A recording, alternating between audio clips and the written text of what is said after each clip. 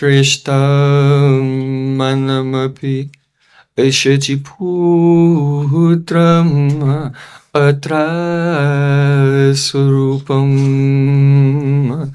Rupam dasyagrajamuri purim maturim ushtuatim Radha kundam girivaram Aho Radhika madhuvasam Prapto yasya pratita kripaya Sri Gurum Tamanatosmi Gurave Gaura Chandraya Radhikaya Tadale Krishnaya Krishna Bhaktaya Tad Bhaktaya Namo Namah Ananda Lila Maya Vigrahaya Hemabhadevyaschavi Sundaraya Tasmai Maha Prema Rasa Pradaya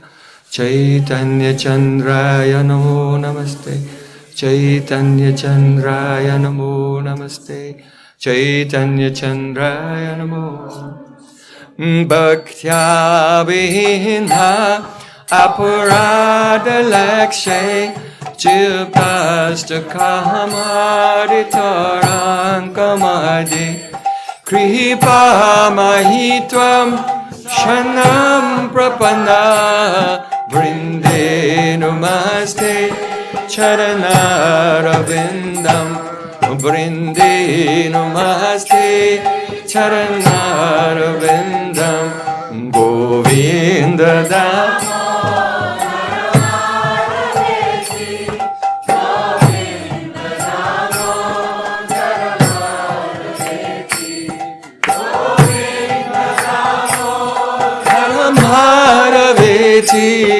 Govinda Damo Taramaraveti. Everyone. Hey Krishna, Hey Yadava, Hey Saketi. Govinda Damo Taramaraveti. Sham Sundar Shikanda Shekhar Smaraha Samurali Manara Radhikar Sakamama Kripanidhe Supriya Charna King Kurim Kuru Tavaivasmi Najivami Tayabana Iti Vikyaya Devi Tam Nayamam Charnatikam. First of all, I have my Sastang Dandavat Puspanjali, my heart like flowers thousands and thousands of times at the lotus feet of my holy master, my supremely worshipable spiritual Gurudev, Asmatiya Paramaradhatama, Guru Pada Padma, Nityalila Pravishta Om Vishnupad, Ashtotarasata Sri Rupa Nugachaya Varya, Sila Bhakti Vedanta Narayan Goswami Maharaj. Secondly, I offer my pranam thousands of times at the lotus feet of my Param Gurudev, to Śrīla Prabhupada, and to all of our Sri Rupanuga Gaudiya Guru Parampara. And finally, I offer my pranam to all the assembled Vaishnavas and Vaishnavis, Vanchakalpatarusa, Kripasandubhya, Putitanam Pavanebhyo, Vaishnavibhyo Namo Namo.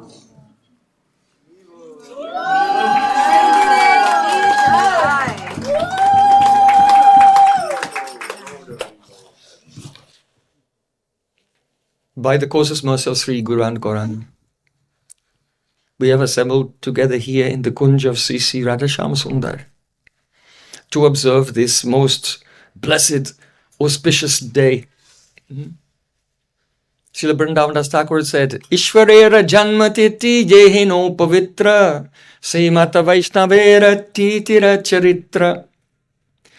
Just as the appearance day of Krishna, Janmastami, or of Chaitanya Mahaprabhu, Gaura Purnima, or any incarnation of the Lord like Nashinga Chaturdasi, Nityananda Trayodasi, Vaman Dwadasi, and so on.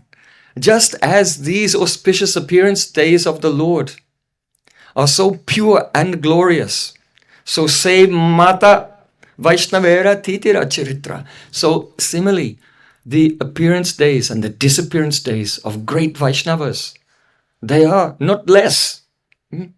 And even Krishna has said, Mad Bhakta Puja Vyadika, the worship of my devotee is even greater than worship of me.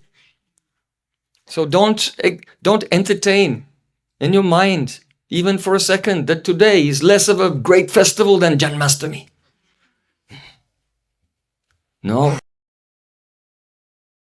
Usually people celebrate the birthday, but they don't celebrate the disappearance day.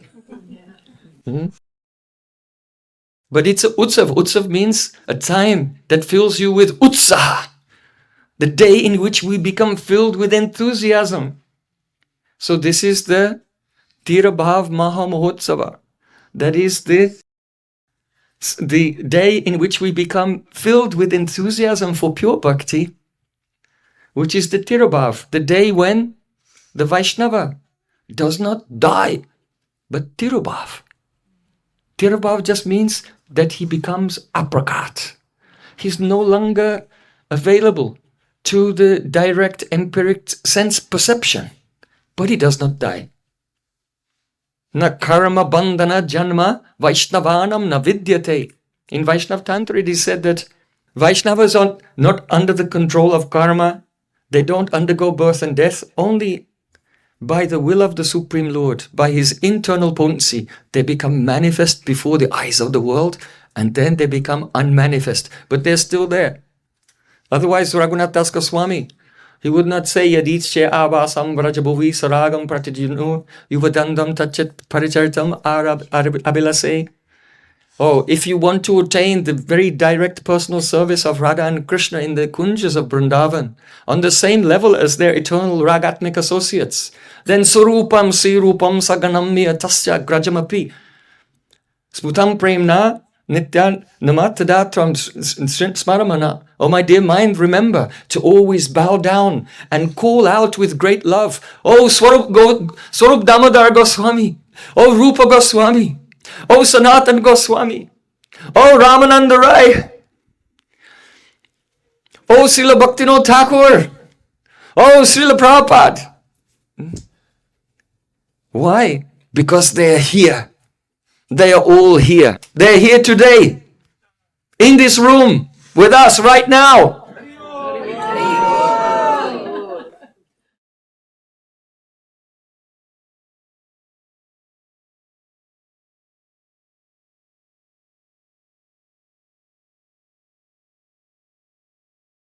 So Srila Prabhupada is here, and we are only the servants of the servants of the servants of Srila Prabhupada. It is our duty, sacred duty, to carry their shoes upon our heads. And everywhere we go, try to become a conduit, only a channel through which their moods, their words and their teachings can be manifested in this world. In 1874, you know that our Saptam Goswami Satchidananda Srila Bhaktivinoda Ṭhākura, he was residing in Jagannath Puri on the Grand Road, and seeing that the state of Gaudiya Vaishnavism, it was like a dark age. Many persons were not respecting this prema dharma of Chaitanya Mahaprabhu. And many of those who were respecting it, they were not really Gaudiya. Bhaktisiddhānta Ṭhākura used to say, there is Agaudiya, those who are not Gaudiya, and then there is Gaudiya Bhruva. Gaudiya Bhruva means those who, they are Gaudiya in name only. They say, we are the followers of Chaitanya Mahaprabhu. But Gora Ami, Mukhi Balili Nahi Chali. Gora Achar, Gora Vichar, Laili Fale Fale. Sri Jagannatha Pandit said, many persons say, I belong to Gaur, I belong to Gaur, from their mouth. But they don't follow him. The fruit of being Gaudiya will only come when Gaur Achar, Gaur Vichar, Laile Fale Fale. When we follow the Achar, the living example of Chaitanya Mahaprabhu, his practical activities in life, how he was chanting, how he was associating with sadhus, how he was relishing Harikatha. And that is the Achar and Gaura Vichar, his deep Siddhanta, the deep teachings that he gave, Rup Shiksha, Sanatan Shiksha, what he heard from Ramananda Rai, what he inspired in the heart of Rupa Goswami, and then which was elaborately expressed, all Siddhantas by Srila Jiva Goswami. When we follow Gaura Achar and Gaura Vichar, then the fruit comes of being Gaudiya. So Srila Bhaktivinoda Thakur saw that it was a dark time in the history of Gaudiya Vaishnavas, and he prayed to Lord Jagannath, send me someone who can assist me in this mission of propagating Shuddha Bhakti, the pure teachings of pure love, Avimishra Bhav, unalloyed love. And praying in this way, then Lord Jagannath heard his prayer, and in 1874, his son appeared in this world, and so he gave the name Bimala Prasad. Bimala is the Shakti of Lord Jagannath, and Prasad means mercy. So he's the Bimala Prasad, the mercy of the Shakti of Lord Jagannath. And so, as you know, when he was born with an umbilical cord around his shoulder like this, like a Brahmin thread, and with marks of tilak also. And when it was time for his Anaprashna, that is the first grain ceremony, then it was Rath-yatra time, and the Rath cart was coming by outside the door, and sometimes inexplicably the Lord Jagannath stops the cart and no one can move it. Even if the king will come with so many elephants, it will not move. So in the same way, that is Sri Krishna. Radha Viraha Vidur Krishna. Lord Jagannath is Sri Krishna melting in separation from Srimati Radhika. He stopped outside. When Krishna is in separation from Srimati Radhika, then what can he do? He'll need to take help from her dasis. And so he was waiting outside. And then Srila Bhaktivinoda Thakur brought his child out and held his young child, the baby, up in front of Lord Jagannath, and the garland of Lord Jagannath fell onto the child. It's Agyamala. And his first grains were the Jagannath Mahaprasad. So from childhood, Bimala Prasad, he used to go everywhere with Srila Bhaktivinoda Thakur. Even though Srila Bhaktivinoda Thakur was working as a magistrate, but when he would rise in the morning at 1 o'clock, chant 64 rounds, then take a few chapatis and then go to work. Then he would write, chant 64 rounds and then write his books. Then take some breakfast and then go to work. Work the whole day, come back, and then put the Srimad Bhagavatam and Bhakti Rasamrita Sindhu underneath his arm and set off to go preaching. But now he had a son who was very much attracted and involved in his preaching. So it is our Bimala Prasad. He used to carry Srila Bhaktivinoda Thakur's Bhakti Rasamrita Sindhu and Srimad Bhagavatam under his arm and follow his father to programs every day, listening very carefully. Srila Bhaktivinoda Thakur was lecturing at Bhakti Bhavan in Jagannath Puri. And many persons, crowds of persons were coming to hear the presentation of Srila Bhaktivinoda Thakur, because we can all agree his presentation is most liberal, most accommodating, most charitable. He preached the message of universal love. Every single soul, everyone from every walk of life, even those who hate each other, those who are at war with each other, even those who have multi-generational vendettas against each other. It is their constitutional spiritual position They're all the eternal servants of Sri Krishna, and therefore their natural relationship with each other is one of brotherhood. We all come from the same source. So every living entity should feel brotherhood for every other living entity. Srila Bhaktivinoda Thakur's message was so well received, palatable, and popular. Many people were coming.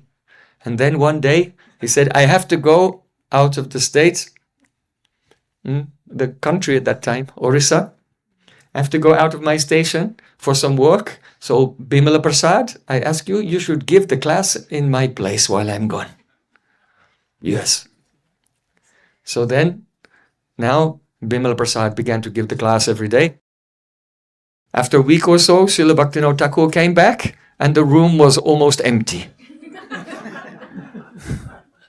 Only a few persons were there. Srila Bhaktivinoda Thakur said, what happened? Bimala Prasad, he said, I was speaking on the subject, Anyabhilasita shunyam jnana kama dhanavritam anukulyena krishnanushilam bhakti uttama. Uttam bhakti, transcendental bhakti, has the characteristics of being completely devoid. Not even the slightest trace of the scent of any personal desire, any selfish motivation, any worldly attachment. And so this was his mood. Srila Bhaktisiddhānta Thakur said, I was born under the sign of the crab. Cancer the crab. This is my astrological sign. And therefore, it is my nature. I examine everyone. Because, he used to say, Srila Bhaktivinoda Thakur, he trained me from childhood in proofreading.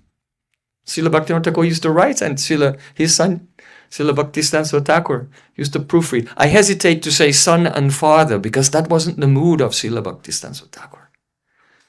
He pointed out this was the problem with some of his brothers who were also preaching. The problem is they see Srila Bhaktivinoda Thakur as Bap, as their father. But he's the Nitya Parakar of Sachinandan Gohari. So he didn't accept a worldly relation. Srila Bhaktivinoda Thakur, for him, was Mahaprabhu's eternal associate, Radha Krishna's eternal associate, and his very most beloved Shiksha Guru. So he said that Thakur Bhaktivinoda Thakur taught me how to proofread. So I became not only a proofreader of books, but I am a proofreader of men. And when anyone comes in front of me, then I proofread them. And if I find anything there which does not conform to the message of Anyabhilasta Shunyam, then being under the sign of the crab, then I pinch it. I pinch it. Because if a sadhu will only flatter us, oh, you are all very nice devotees, then he becomes my enemy. The sadhu who flatters me is my enemy. Why? Because sadhu means one who cuts. So when a sadhu comes to speak Harikatha, then all the audience who come there, in their hearts, there are so many material desires. And they're like goats who are standing in a line at a goat sacrifice. And the sadhu sits on the Vyasasan with the upraised chopper. And as he's speaking, chum, chum, chum, he's sacrificing those goats one by one until they're all done. And then that will be a great relief for the audience. Because of material desires. This is the avritam jnana metena jnanino nityavarina kabarupena kuntaya dushparena analena cha. See, Krishna said, it is only calm, it is only worldly desire which is covering the knowledge of your soul. And this calm is like a fire. The more you put the fuel in the fire, the more it burns. It will never go out. So it has to be given up. Our Prabhupada Srila Bhaktisiddhānta Thakur informed Srila Bhaktivinoda Thakur that I was speaking on these subjects of pure bhakti, and many persons could not tolerate. When we come in the presence of a sadhu, we should come there to submit to this sacrifice. The sacrifice of all of our attachments and all of our material conceptions. Otherwise, what's the point? If we've only come to have our own misconceptions and prejudices endorsed and feel good about that.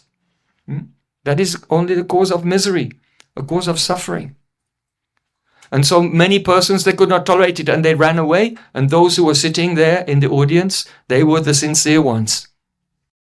So our Bimala Prasad said to Srila Bhaktivinoda Thakur, explaining the room which had become quite empty with only a few sincere persons, he said, better to have an empty cowshed than a cowshed full of sick cows.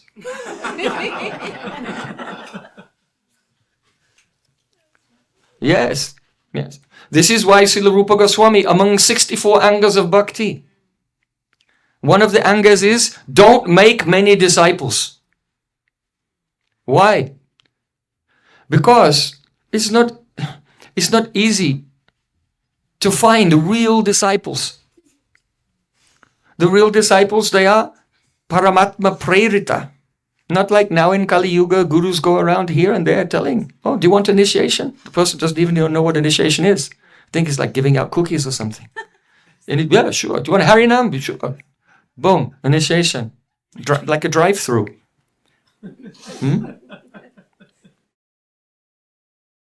Drive-through initiation. No. In Bhaktisiddhānta it said, the guru must test the disciple.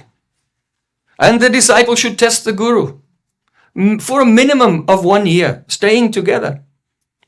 Those who don't test the disciples before initiation, they're called Saragvakta, speakers who have attachment. It's the symptom. Those speakers who have attachment, they don't test the disciples beforehand. And it causes the ruination of society. Because in the commentary on Bhakti Rasamrita Sindhu, where he said, don't initiate many disciples, there it is said that if a guru will accept many unqualified persons, then the sampradaya will be diluted. It will be diluted. Our Srila A.C. Bhaktivedanta Swami Prabhupada, he was very much aware of this. And this is why in 1971, even, he wrote in many letters that now we have enough devotees, now we have to boil the milk. Right? Is it true? Yeah. From 1971, we have enough devotees, now we have to boil the milk. So it's not wrong. We should make more and more and more devotees. But it should not become so diluted. You know, Prabhupada used to tell the history, once there was a king, and he had a big kund excavated. And he made an announcement, I want to have a kund of milk. So he invited all the farmers, tomorrow, everyone should bring a big bucket, 8 gallons of milk and pour it into this lake. And so I can have a lake of milk. So then very early in the next morning before sunrise, it was still dawn. One farmer was thinking, but I'll lose so much money. I can sell this milk and make some money. But if I just go there very early before it becomes light and my bucket is full of water, no one will know. Who will know? And so he came there very early and he poured his water in like that, hoping that no one would notice. But when he got there, actually, there were a lot of farmers there. Why? Because they all had the same idea. And when the sun came up in the morning, it was a lake of water. So if one person will compromise their principles, their integrity, then another person will do it, and everyone will do it, and before you know it, whole sampradaya becomes watered down. And the truth becomes lost. This is the meaning. Sakale naha mahata yoga nashta parantapa. In the course of time, then the knowledge was lost. Doesn't necessarily mean the disciplic succession was broken even. The disciplic succession can be there. But if the disciple is bogus, then his disciple is bogus and his disciple... Then you have a line, the line of bodies is there. But the essence of the sampradaya is not that. That's why our Prabhupada, he spoke very strongly on the subject of Bhagavat Guru Parampara. Only a Diksha line will not guarantee that there's a current of live bhakti flowing in that line. So, we can see that Srila Bhaktisiddhānta Ṭhākura was very uncompromising, even when he was young. He was looking here and there for a guru, but he could not find a qualified person. He thought, oh, they all have some weaknesses and defects, just like me, they cannot help me. And then one day, he met Srila Gokishodas Babaji Maharaj.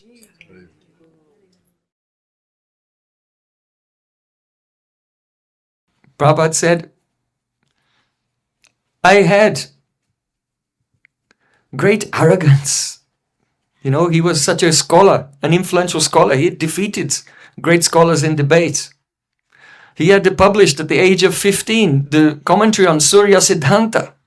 He was so respected even in the secular academic world. He said, I had collected so many valuable things, possessions in my life, rare things. But I still felt an emptiness in my heart. I had such an ego. I thought, I am so learned. Any time of the day and night, anyone can come to me and I'll debate them. And I'll defeat them in the debate. And I thought that I am a dharmic purush. I have very strict morals. I'm a moral and ethical person. So I had this idea.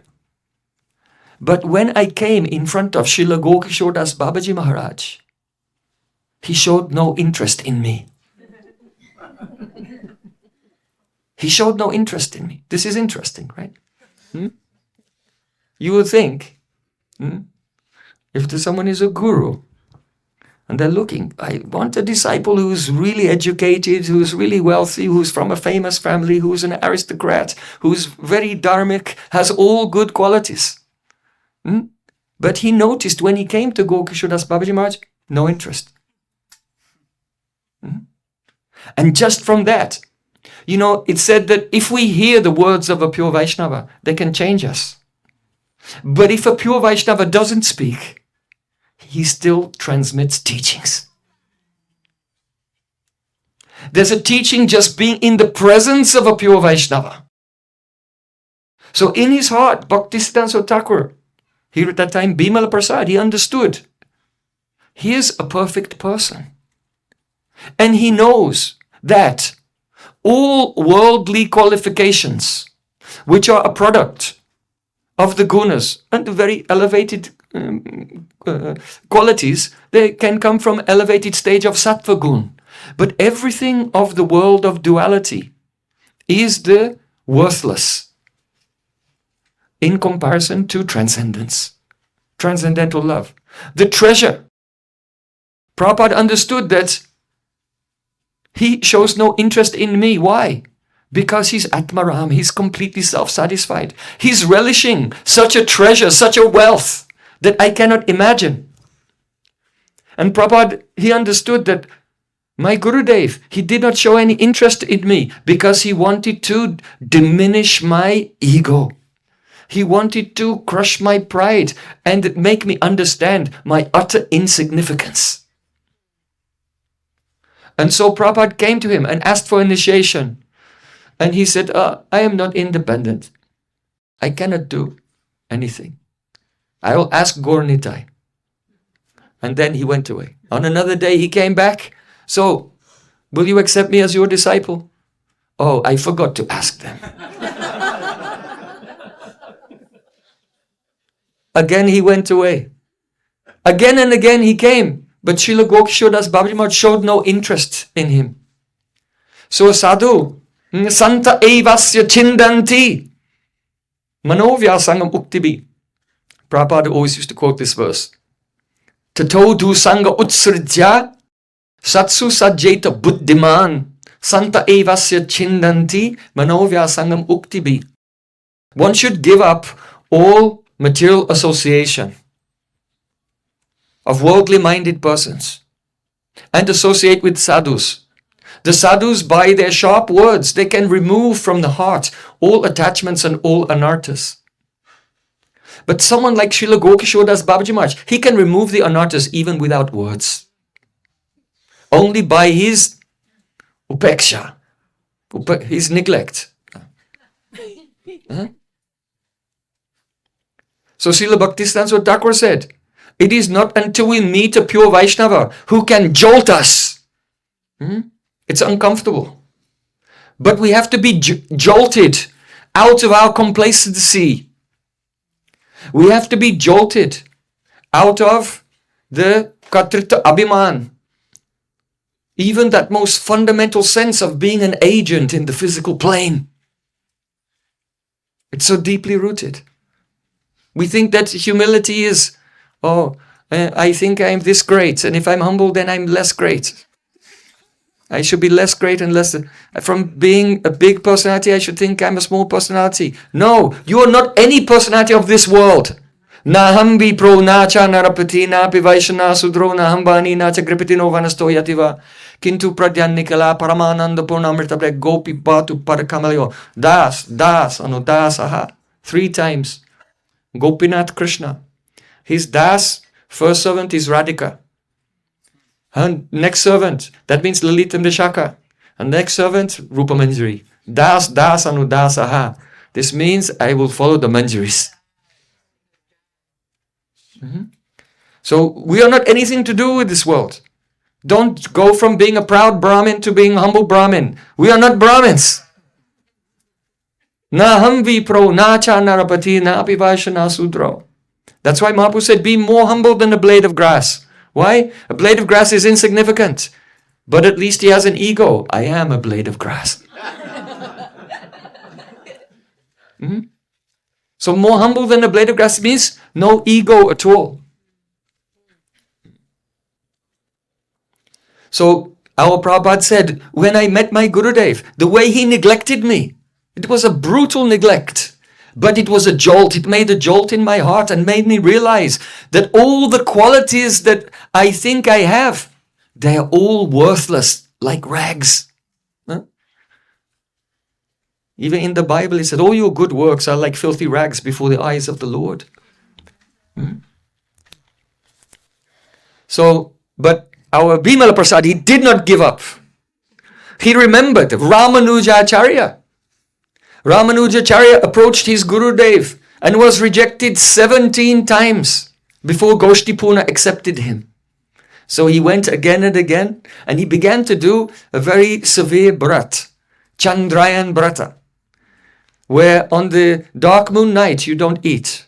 And then on the new moon night, on the Amavasya, on the Pratipara, then you take only one mouthful of grain. And then on the Dvitiya, then the 2 mouth, like that, and slowly increase and then go back down again.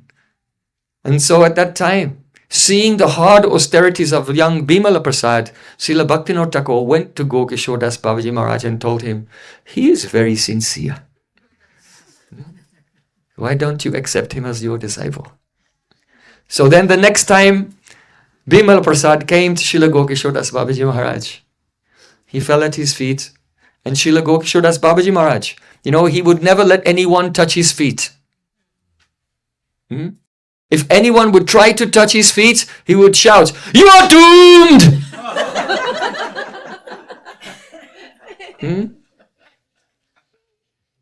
If anyone would try to serve him, then he used to say, 14 of your generations will all be ruined.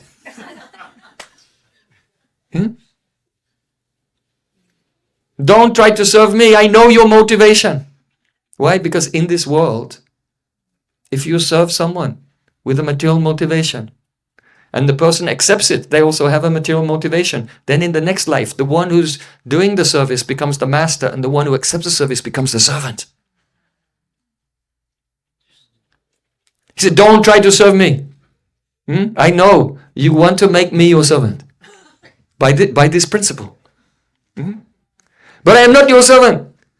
I will only be the servant of Vrishabhanu Nandini, because she gives the greatest happiness to Krishna. So he was very strict on these points. But on that day, Srila Bhaktisiddhānta Ṭhākura came to him and Gokishodas Maharaj took a handful of dust and rubbed it on his foot and then sprinkled it on our Prabhupada's head. And Prabhupada said, the moment his foot dust touched my head, I completely lost consciousness of all material existence. In that moment, I realized that myself, just like everyone else, is a completely insignificant jiva floating helplessly in an endless ocean of illusion.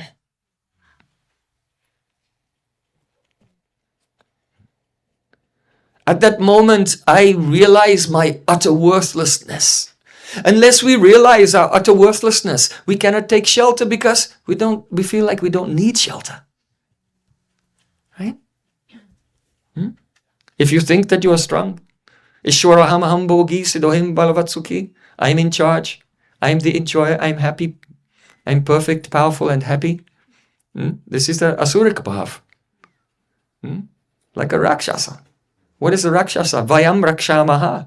We will protect ourselves. This is the meaning of a rakshasa. Just the mentality. Vayam rakshamaha. We will protect ourselves. So we have to realize our insignificance. Only then we can take shelter. And he received initiation from Srila Gokishodas Babaji Maharaj, and Srila Gokishodas Babaji Maharaj gave him the name Shri Bashabanabi Devi Dayita Das.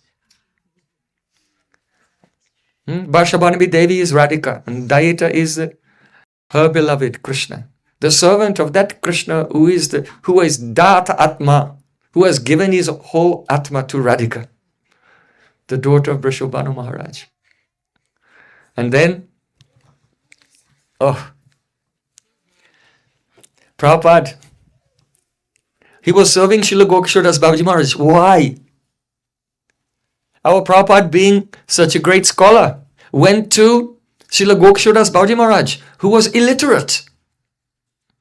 In his Purva ashram, he was a grain merchant. He was married when he was very young. He was married for about 29 years. And then his wife passed away. And when she passed away, then he left everything and came to Vrindavan. And he was chanting Harinam. Lakhs and lakhs, like Srila Haridas Thakur, for years and years and years. But he was illiterate. He used to call Srila Prabhupada, our Prabhupada, and say, oh, come, read to me from Srimad Bhagavatam. Read the purport to me. I cannot read. I cannot write. Read Bhagavatam to me. And Prabhupada used to say, oh, you say you cannot read Bhagavatam, but a person can understand the essence of Srimad Bhagavatam only by having your darshan. And then Prabhupada, he used to read Srimad Bhagavatam to him and the commentaries of the Acharyas, and Srila Gokishodas Babaji Maharaj, after hearing, then he would explain it in a way that anyone could not have realized what was the deep meaning behind it. This is an interesting thing in Vaishnava's life. The understanding of the Shastra and one's worldly education, they don't necessarily correspond at all. My very dear Sri Achyutalal Bhatta Goswami, perhaps you know him. He is a doctor. He has a PhD in the Sahitya, the literature of Rupa Goswami. So he's a very educated person. And he used to go and hear from his Shiksha Guru. And his Shiksha Guru, he could not read Sanskrit. And so he used to go every day. For more than 20 years he went every day, and he was translating the commentaries of the Acharyas of Srimad Bhagavatam vocally. And then he would listen, and then his Shiksha Guru, Chandrasekhar Das Babaji Maharaj, chanting lakhs and lakhs Harinam, he would hear and then explain it back. So the thing is that why did Srila Bhaktisiddhānta Thakur go and take shelter? Being a most educated person, take shelter of an illiterate person. This is the question. And the answer is, we don't approach our Gurudev to get any type of material, academic, theoretical understanding. My Gurudev used to say, theoretical knowledge is no knowledge. Theoretical knowledge is no knowledge. Actual knowledge is realization. So why do we approach Shri Guru? To get his bhav. Namo Gaura Kishoraya Sakshad Vairagya Murte Vipralambara Sambodhe Padambujayate Nama Vipralambara Sambodhe. Our Prabhupada went to Srila Gokishore Das Babaji Maharaj and surrendered at his feet because Srila Gokishore Das Babaji Maharaj was an endless ocean of Vipralamba Rasa. He was drowning in the ocean of his own tears of separation from Srimati Radharani. Our Prabhupada, he heard Srila Gokishore Das Babaji Maharaj singing a song he had composed himself, and he noted it down. What was that song? Radhe Radhe Radhe Jai Jai Jai Shri Radhe.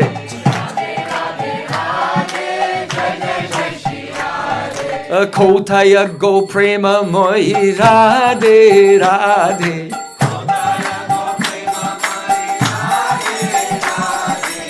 Ashta Sakhi Shiramani Radhe Radhe. Vrishabhanu Nandini Radhe Radhe. Gosai niyam kare sada dake Radhe Radhe. Kare sada dake Tomar Kangal Tomai Dake Radhe Radhe. Oh, Tomar Kangal Tomai Dake Radhe Radhe. This song embodies the bhajan of Srila Raghunath Das Goswami. I am a beggar, oh Radhika. Deka diya prana rakho Radhe Radhe. Please give me your darshan and save my life. Oh Radhika, where are you? Astasaki Shiromani. Oh Parama Karunamai. Where are you? Gosai, the Malin Vasan, dear guy, Radhe Radhe. His cloth is grey from rolling in the dust. Bosi Nayanera Jale Radhe Radhe. And he's floating in an ocean of his own tears of separation. For 22.5 hours of the day, he's chanting Radhe Radhe, and he sleeps for only 1.5 hours. And when he's asleep, Swapna Deke Radhe Radhe. In his dreams, he sees Radha Radhe. This is the mood of Raghunath Das Goswami. This is the Vipralambara Sambodhe. He's in the endless ocean of rasa, of separation. And this bhav was there, this greatest treasure, this samarpaitam unnata ujjala rasam swabhakti sriyam, the greatest treasure that was never given before by any incarnation in this day of Lord Brahma. This manjri bhav, palyadasi bhav, swabhakti sriyam, radha dasyam. That nectar was in the heart of Gokishore Das Babaji Maharaj. And this is why Prabhupada came and surrendered to him, to attain this. Only for this. Huh? How beautiful. So in 1905, actually Prabhupada he dropped out of college. He left Calcutta University. They said, we want to make you the chair of the Department of Astronomy. But he told them, I have not come to this world to count the stars in the sky. And he dropped out of college. And his father arranged for him to get a job as a tutor to one king of Qasim Bazar. And so he became the tutor of that young prince. After a few months, then the queen came to the king and said, we've got to get rid of this tutor. We have to get rid of this tutor. Because have you noticed, look, our son is wearing tilak and the kantimala. And if this tutor stays any longer, he'll probably leave home and become a sadhu. So we have to get rid of this teacher. So then the king came to our Prabhupada and told him, he said, actually, I'm very happy with your service and everything, but I regret to inform you that you're fired. But not exactly, not in a dishonorable way. I'll pay you your full salary for the rest of your life, but please don't come back.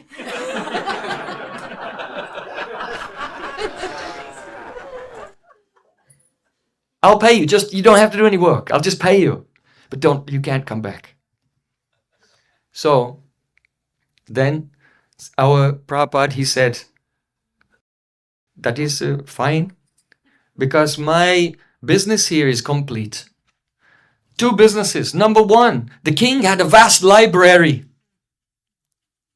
of very rare books, philosophical books, and rare literature.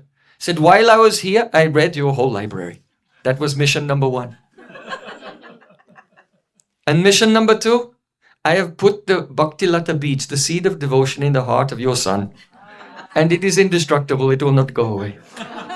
So now I'm going. And he left Srila Bhaktivinoda Ṭhākura. Wow. Srila Bhaktivinoda Ṭhākura was so worried about my son. He dropped out of college, he can't hold down a job.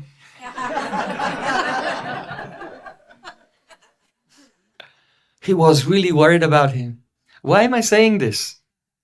It's funny. It sounds funny, but there's a very gambhir, profound reason why I'm saying this. It's because if we want to enter into Ragamarg, then we'll have to have such relation with Guru, Lokik Sadbandhu Bhat Sambandha. A very natural relationship. And so, even though Srila Bhaktisiddhānta Ṭhākura is so powerful and so qualified, but due to natural love, natural affection, Sneha Lesha Matra Krishna Kripar. Krishna is only controlled by natural affection. Srila Bhaktivinoda Ṭhākura, out of natural affection for his son, he was thinking, oh, he's the useless person. My Gurudev used to say this as well, that Bhakti Pragyan Kesha Maharaj, he used to see my Gurudev, Srila Vaman Raj and Srila Trivikram Maharaj, and just shake his head and think, oh, what will happen after I'm gone? I don't know. These persons. He said, when they were building Devananda Gaudiya Math, he said, when you're building the mat, don't use cement, just use mud in between the bricks. Because after I go, I don't know what will happen. At least you'll be able to sell the bricks. It won't be a complete loss. What is this? This is you know what he said, love is blind. And so, the intense love of Srila Bhakti Pragyan Keshav Maharaj for our Gurudev and for Srila Vaman Raj made him see them like his own children. Atimartya Charitraya Swasritanancha Paline. He had such affection for those who are in his shelter. So Srila Bhaktivinoda Ṭhākura, having such deep affection for our Prabhupada, he was thinking, oh, what happened? He dropped out of college, he can't keep a job. I'll give him a hut in Mayapur. So Srila Bhaktivinoda Ṭhākura arranged a piece of land in Mayapur and one hut there, and said, oh, you go and you just chant there. And so he went there to chant. So this is important. If you think of your Gurudev, and think, oh, my Gurudev, he's from Vaikuntha. He's bulletproof. Bullets bounce off him. He can fly in the sky. Like this type of Aishwarya. One will never enter into Ragamarg by this.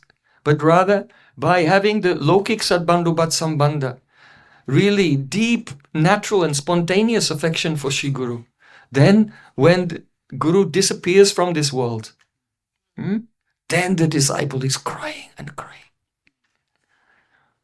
And Krishna seeing that he's implacable. There's nothing that can be done to soothe his heart. Krishna himself personally comes to that disciple and pacifies him.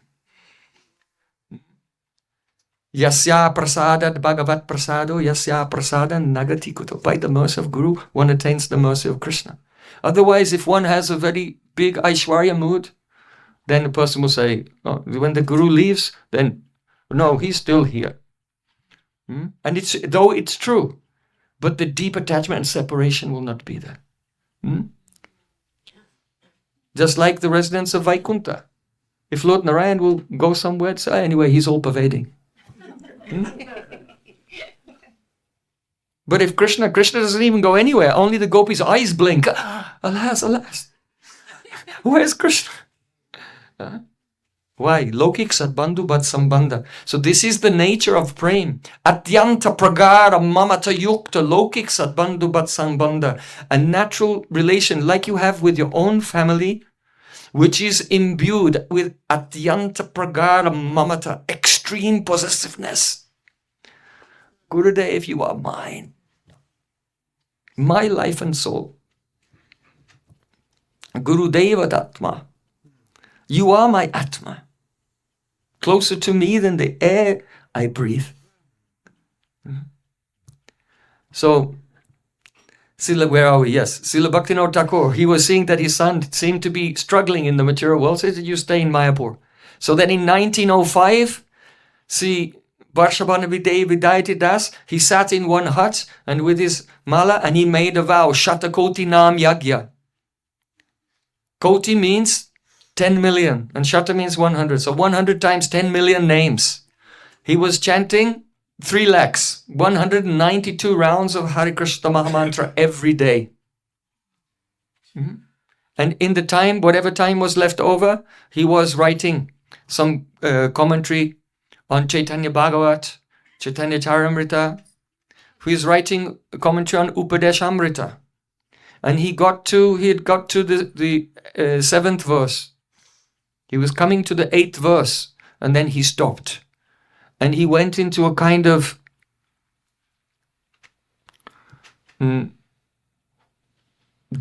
divine depression, thinking about the condition of the world and feeling himself so unqualified to do anything on behalf of the mission of Chaitanya Mahaprabhu. And he went into a type of divine depression. That is the glani, vishad. These are ecstatic feelings, actually. And then one night in a dream, he heard the sound, kirtan. And from far away, a big Sankirtan party was coming. And he saw Chaitanya Mahaprabhu, Nityananda Prabhu, Advaita Acharya, Gadara Pandit, Srivas Ṭhākura, the 6 Goswamis, and all the associates in a big kirtan. And dancing in that kirtan, he saw, Śrīla Jagannath Das Babaji Maharaj, as well, who had left this world. And Śrīla Gokishore Das Babaji Maharaj, they all came to him and they said, oh, Sarasvatī. He had this name Sarasvatī from the time when he translated the Surya Siddhanta. Siddhanta Sarasvatī. It was a title from his academic days. So, said, hey Sarasvatī,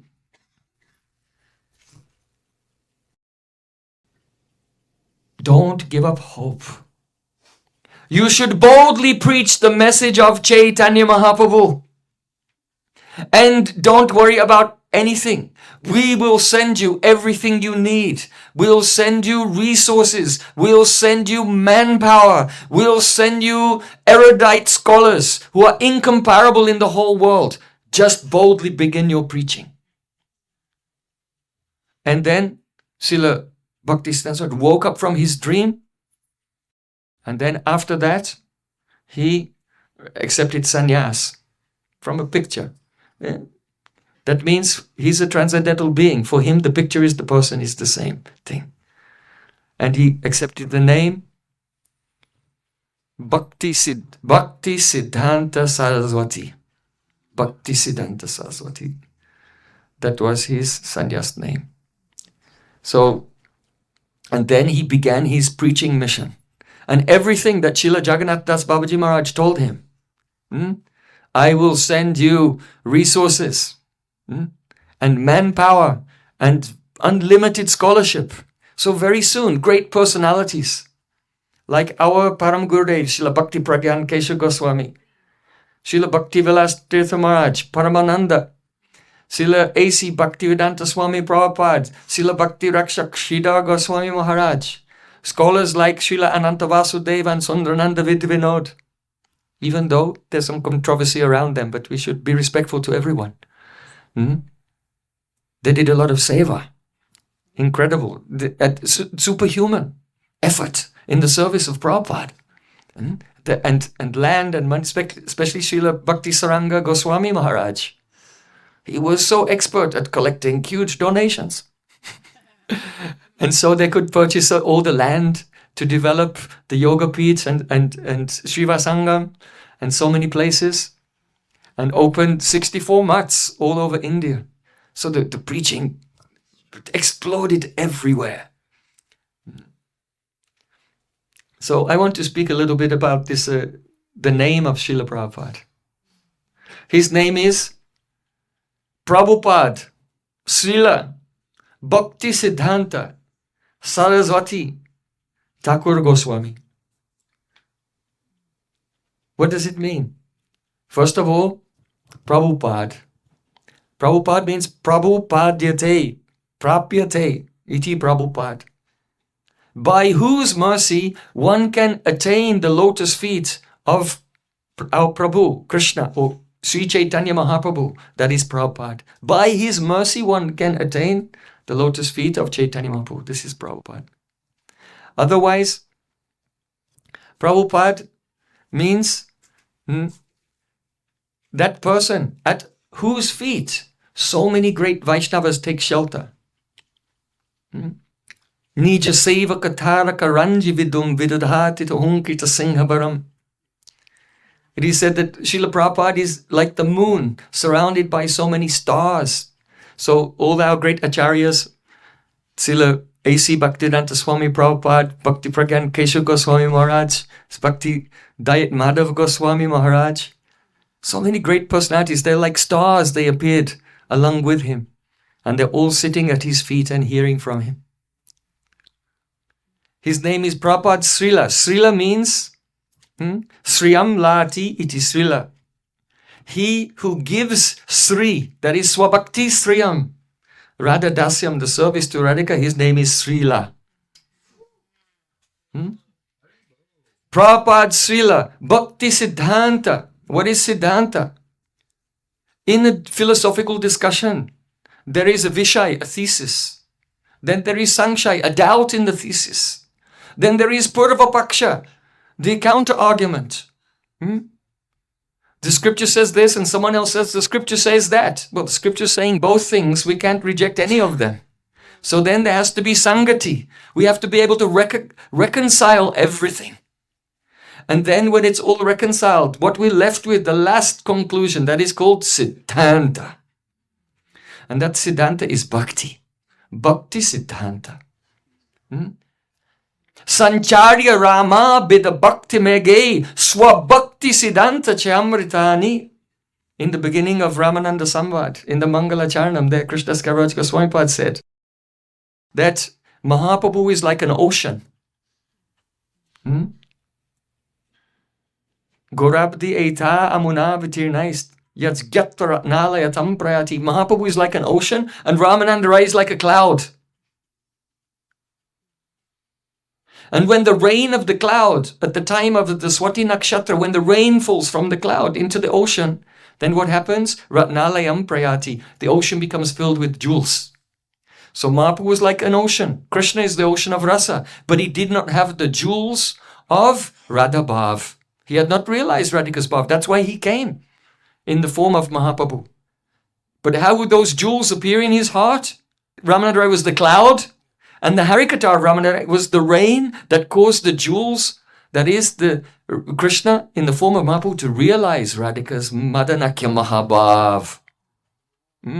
So here, Sancharya Rama Bida Bhakti Mege, Mahaprabhu empowered the cloud of Ramananda Rai, and then Chayamritani, what was the rain? Swabhaktisiddhānta Chayamritani. The rain was Bhaktisiddhānta. That is the Katha, which is the Harikatha, which is filled with the perfect conclusions.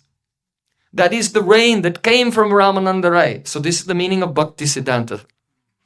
Our Prabhupada Bhaktisiddhānta Ṭhākura is the embodiment of that katha which reveals the Madanakya Mahabhava of Srimati Radhika. So Bhaktisiddhānta, Sarasvatī. Oh, Sarasvatī. Know the meaning of Sarasvatī? In the beginning of Srimad Bhagavatam, there, before speaking, there are so many Mangala Charanams in Srimad Bhagavatam. You know, the first Mangala Charanam is Vyasadev's own Mangala Charanam. Janma Jasya Yatanvaya Tatira Dharma Prajita Kaitavat Paramo Nimet Nigama Kalpataro Kalitam Palam. This is Vyasadev's own Mangala Charanam. But then we come to the description of the Shaunaka Rishi and the sages of Naimirasharanya asking questions, 6 questions to Sutta Goswami. Now Sutta Goswami will be the speaker from this point. So before speaking, we have to say Mangala Charana. It is compulsory, otherwise all speaking will be inauspicious. My Gurudev used to say, before class, when you fold your hands and pray, Om Agana Timirandasya, what are you doing at that time? At that time, you're getting out of the way. Get out of the way. We don't sit on the Vyasasana or we don't attempt to speak ourselves. We attempt to get out of the way so that our previous acharyas may speak through us. This is the meaning of Mangalacharana. Because Harikatha is not a material sound. It is transcendental. The transcendental things are not under our control. Only we can surrender. Swaha, we can only surrender and pray. Prachodayat. Then they can appear. So, Sutta Goswami, before speaking Srimad Bhagavatam, he says, Ya Swana Bhavam Akila Srutisaram Ekam Adhyatma Deepa Atitisti Tatam Tamondam Samsarinam Purunayeya Purana Guyam Tam Vyasa Sunam Upayami Gurum Muninam. Sutta Goswami said, I bow down to the Guru of all the sages. That means his own Guru, Shukadeva Goswami. When Shukadeva Goswami spoke Bhagavatam to Parikshit Maharaj, Sutta Goswami was in the audience there. And previously, when he was a boy, he had been blessed by Balaram. You will be Ugra Shrava. That means you will have a tenacious hearing capacity. Your ears will be very thirsty and you'll retain everything you hear. So Balaram himself gave that blessing to him. So when he heard Bhagavatam from Shukadeva Goswami, now he's praying to his Guru. Tambasa Sunam Upayami Gurum Muninam. And then he's saying, Yaswana Bhavam Akila Srutisaram Ekam. My Gurudev Shukadeva Goswami, he spoke the Sruti Saram Ekam, this one essence of all Sruti, Swanubhavam, which was Swanubhav, his own realization. He wasn't just repeating it from memory. It was his own realization. Yaha Swanubhavam Akila Sruti Saram Ekam. Here the word Sruti is very important. Prabhupada Bhaktisiddhānta Ṭhākura has given the definition of Sruti. What does Sruti mean? He said that a pure Vaishnava, when he speaks, then the sound coming from his lips is a Sanjivani Dhara. Sanjivani Dhara, it means a life-giving current. We are as if dead or in a coma. Our soul is like comatose in this world. And the sound coming from the lips of the pure Vaishnava is a Sanjivani Dhara. It raises us from the dead as if. It brings us the soul to life. Why? Because it is a Vastava Satya Suddha. It is the nectar of the factual absolute truth. Abhinatvam nama namino.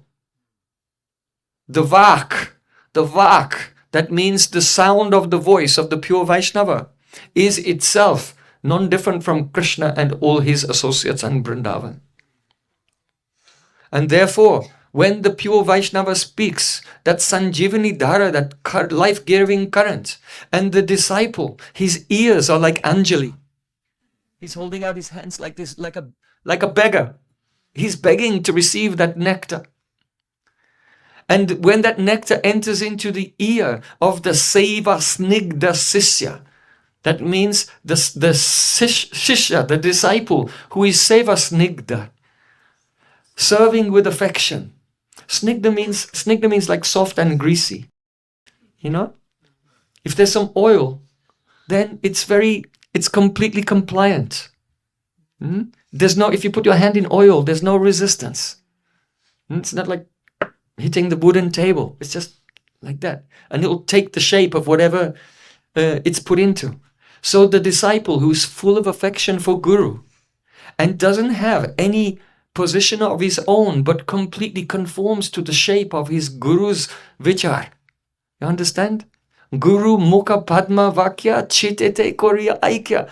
My chitta should become one with the vak, with the vibration coming from the lips of Sri Guru. Arna Kariyo Mani, I don't have anything of my own. Like this. So that is the Seva Snigdha Sisya, completely compliant, completely submissive. He has no contrariness. That's why Srila Bhakti Pragyan Keshamaraj gave Srila Bhaktivedanta Vamana Goswami the name Vaman Goswami. Why? Vaman means Vamana, no contrariness. Vamana.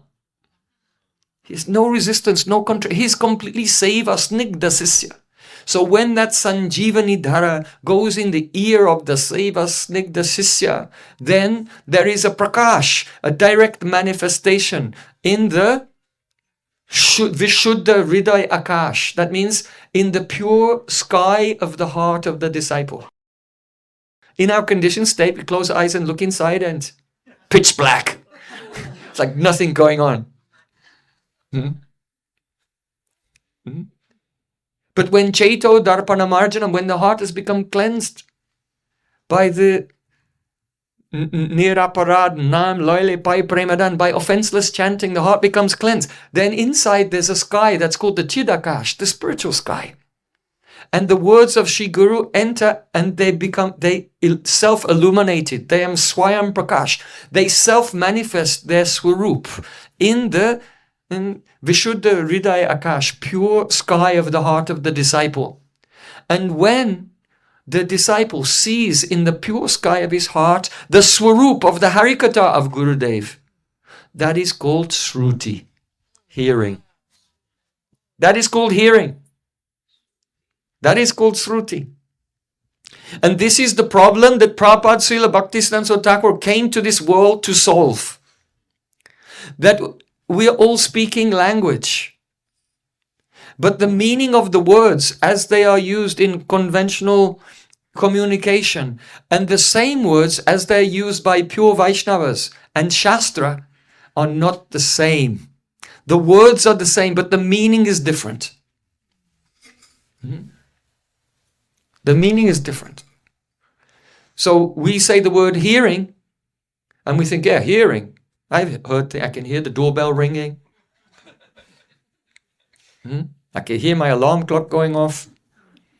I can hear cars going by outside. I'm hearing. And so now we're hearing about Krishna. But that hearing and the anga of bhakti, which is called sravanam, is not the same thing. Why? Because bhakti is the vilas of Swarup Shakti. It's the play of the internal potency. Bhakti is the essence of Samvit and Hladini, the self-revelatory potency of the internal potency of the Lord. So Shravanam means darshanam, actually. Kirtanam means darshanam. Smaranam means darshanam. Srila Jiva Goswami Pad has explained this in Bhakti Sandarbha. In Bhakti Sandarbha, he goes through each and every one of the angas of bhakti, explaining precisely what they mean, just so we don't get it wrong. So he starts with Shravanam. He says, Pratamam namna Shravanam antakarana shuddhyatam apeksham shuddhecha antakarane rupa Shravanena tadudo yogyata bhavati. Said in the beginning, the ability to hear depends on the shuddhata, the purity of the antakaran. This is why one must chant without offense, because the offenseless chanting will purify the antakaran. When the antakaran becomes pure, shuddheta antakarane rupa shravanena, when you hear about Krishna's form, Kasturi tilakam lalata patale vakshastale kaustubham nasagre varamoktikam karatareva. How beautiful. Krishna has kasturi tilak, elephant pearl on his nose, beautiful bangles, his whole flute. His body is made with sandalwood paste and surrounded by gopis. Gopastri paravestito vijayate gopala chudamani. He is the crest jewel of coward voice. Only hearing about Krishna's roop. Shudei cha antakarane rupa shravanena tad udoy yogyata bhavati. And then the form awakens in the heart. That's hearing.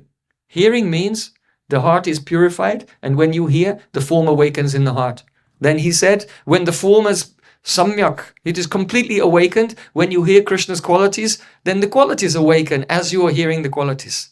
Then his associates, and then his lila.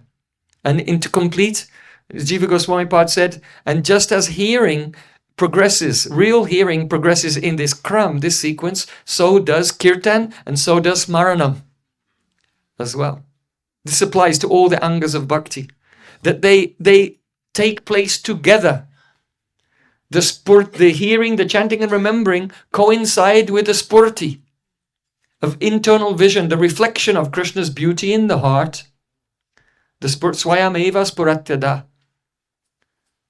Atashi Krishna namadi nabhavad grayam indray. The material senses cannot touch the divine substance, but sevan mukhi jivado swayam eva spuratyada. When one is dedicated to service, then the Krishna's name, form and qualities, they manifest themselves in the heart. This is Sravanam, Kirtanam and Smaranam actually. So the way that ordinary people use words, that is called Agya Ruddhi Vritti.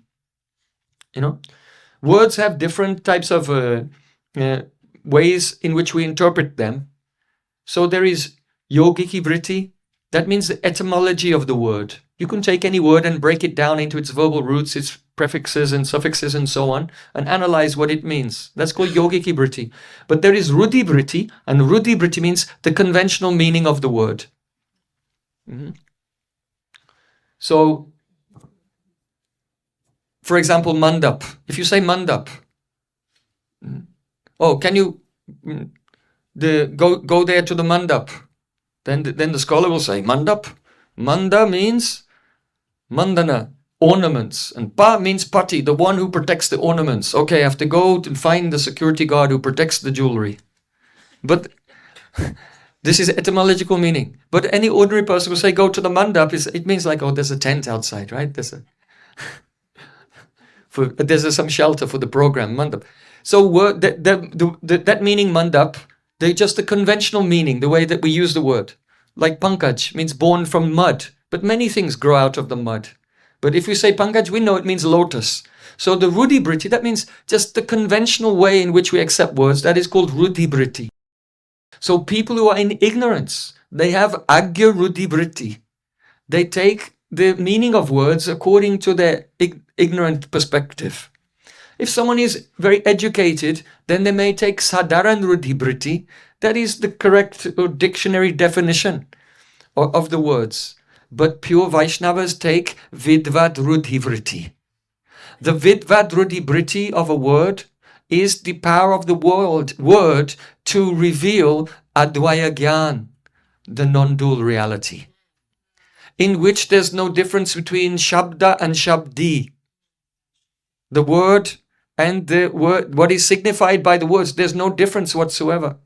So pure Vaishnavas, they speak in a Vidvat Ruddhi Vritti, whereas the common person, they speak in Agya Ruddhi Vritti. So Prabhupada Bhaktisiddhānta Ṭhākura, he gave the paribhasha, the definition of the Gaudiya Math. What is the definition of the Gaudiya Math? He said, in a world which is filled with the sounds of words according to Agya Ruddhi Vritti, the Gaudiya Math is the sacred place of the divine descent of Vidvad Ruddhi Vritti. This is the definition of the Gaudiya. And so what Prabhupada is doing, his mission was to disambiguate our Gaudiya philosophy. Because there are many persons who had read all the books of Śrīla Bhaktivinoda Ṭhākura, and they knew them off by heart.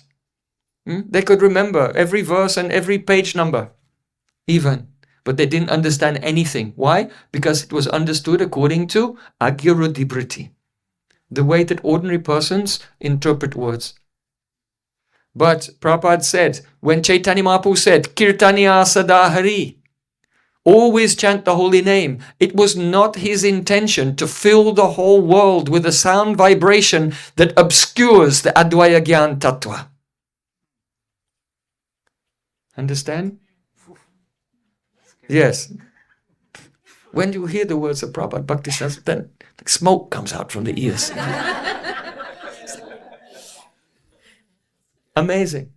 Kirtaniya Sadahari does not mean that Mahaprabhu wants the world to be filled with a vibration that obscures the vision of Advaya Gyan Paratattva. No.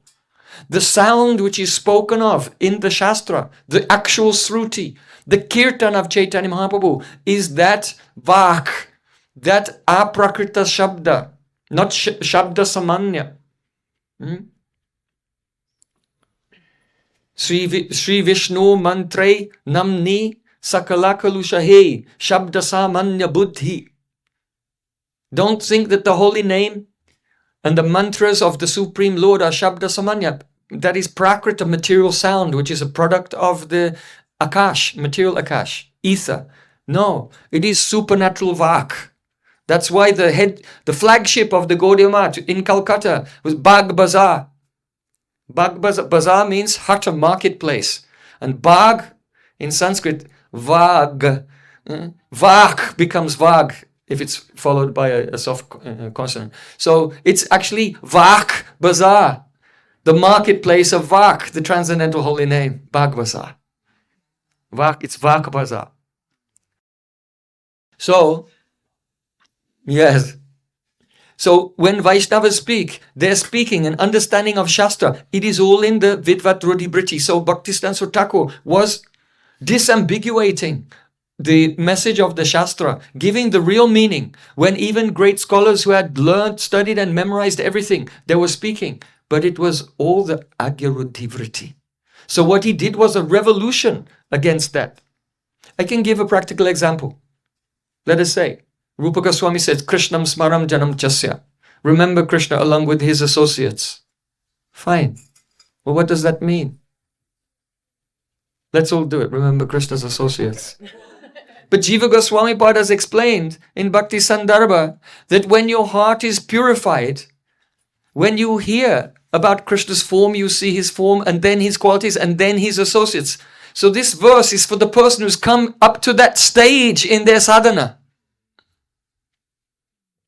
It's not for the person whose heart is completely purified. In fact, when Jiva Goswami comes to explain Smaranam, then the first thing he said, Shuddha anta karnas chet kirtana aparichagena smaranam kuryat. If your heart has become purified by hearing and chanting, and thereby has become a fit place for the awakening of Krishna's form and qualities and so on, then without giving up kirtan, one should take up smaranam. Right? This is the first thing he tells us about Smaranam. So we have a situation in the world.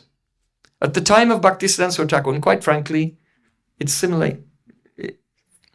It's the same now. Many people are going here and there and speaking. Oh yes, Sravanam, Kirtanam, Vishnu, Smaranam, Pada, Sevan, Archaman. But actually the words they're using and what it really means, completely different. It's completely different. It's totally different. The reality. And that's why Gurudev used to say, theoretical knowledge means no knowledge, because it's the Agyarudivriti.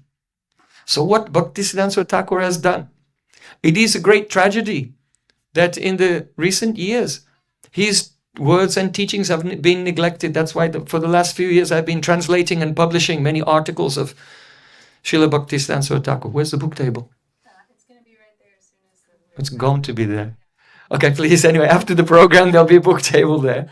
You can read Prabhupada's Gaudiya Darshan and the Vedic wisdom tales, other texts. They're so important. Why? Now you might say, what is Prem Prayojan talking about? I never heard this stuff before. I've been a devotee for so many years. We have to know. Our Srila Bhaktivedanta Narayan Goswami, our Gurudev, he said, there are different types of Harikatha. And in Vedic culture, There's such a thing as the Prabandha Chatustai. Then in any subject matter, we also have to establish what is the adhikar, what is the target audience of that discussion, right?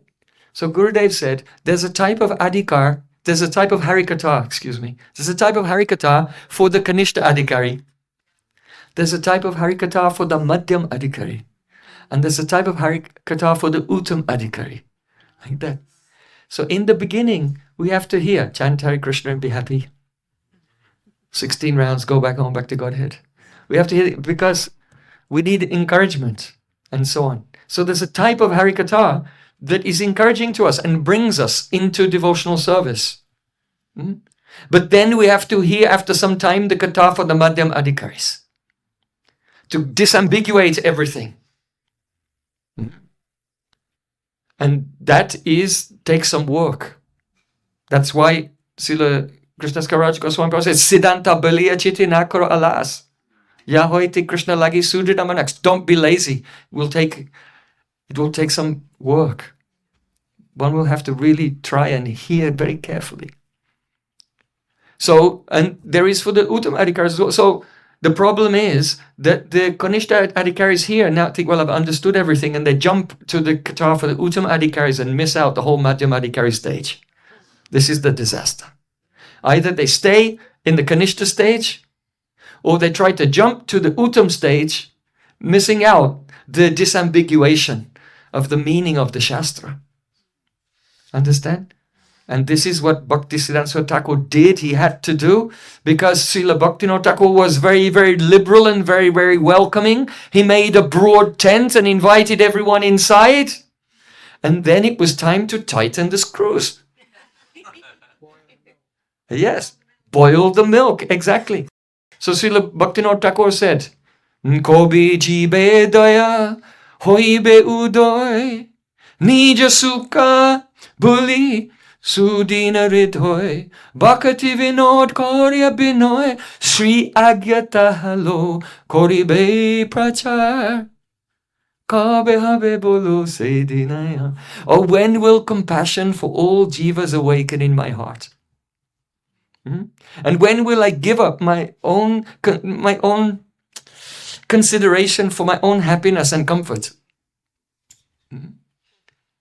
Why do we sink down in the mud, down in the moats with the frogs and the toads? Why? Comfort. This is the thing. Comfort. We think, I am not sinful. I am not doing any sense gratification. But you know what is the worst sense gratification? Laziness.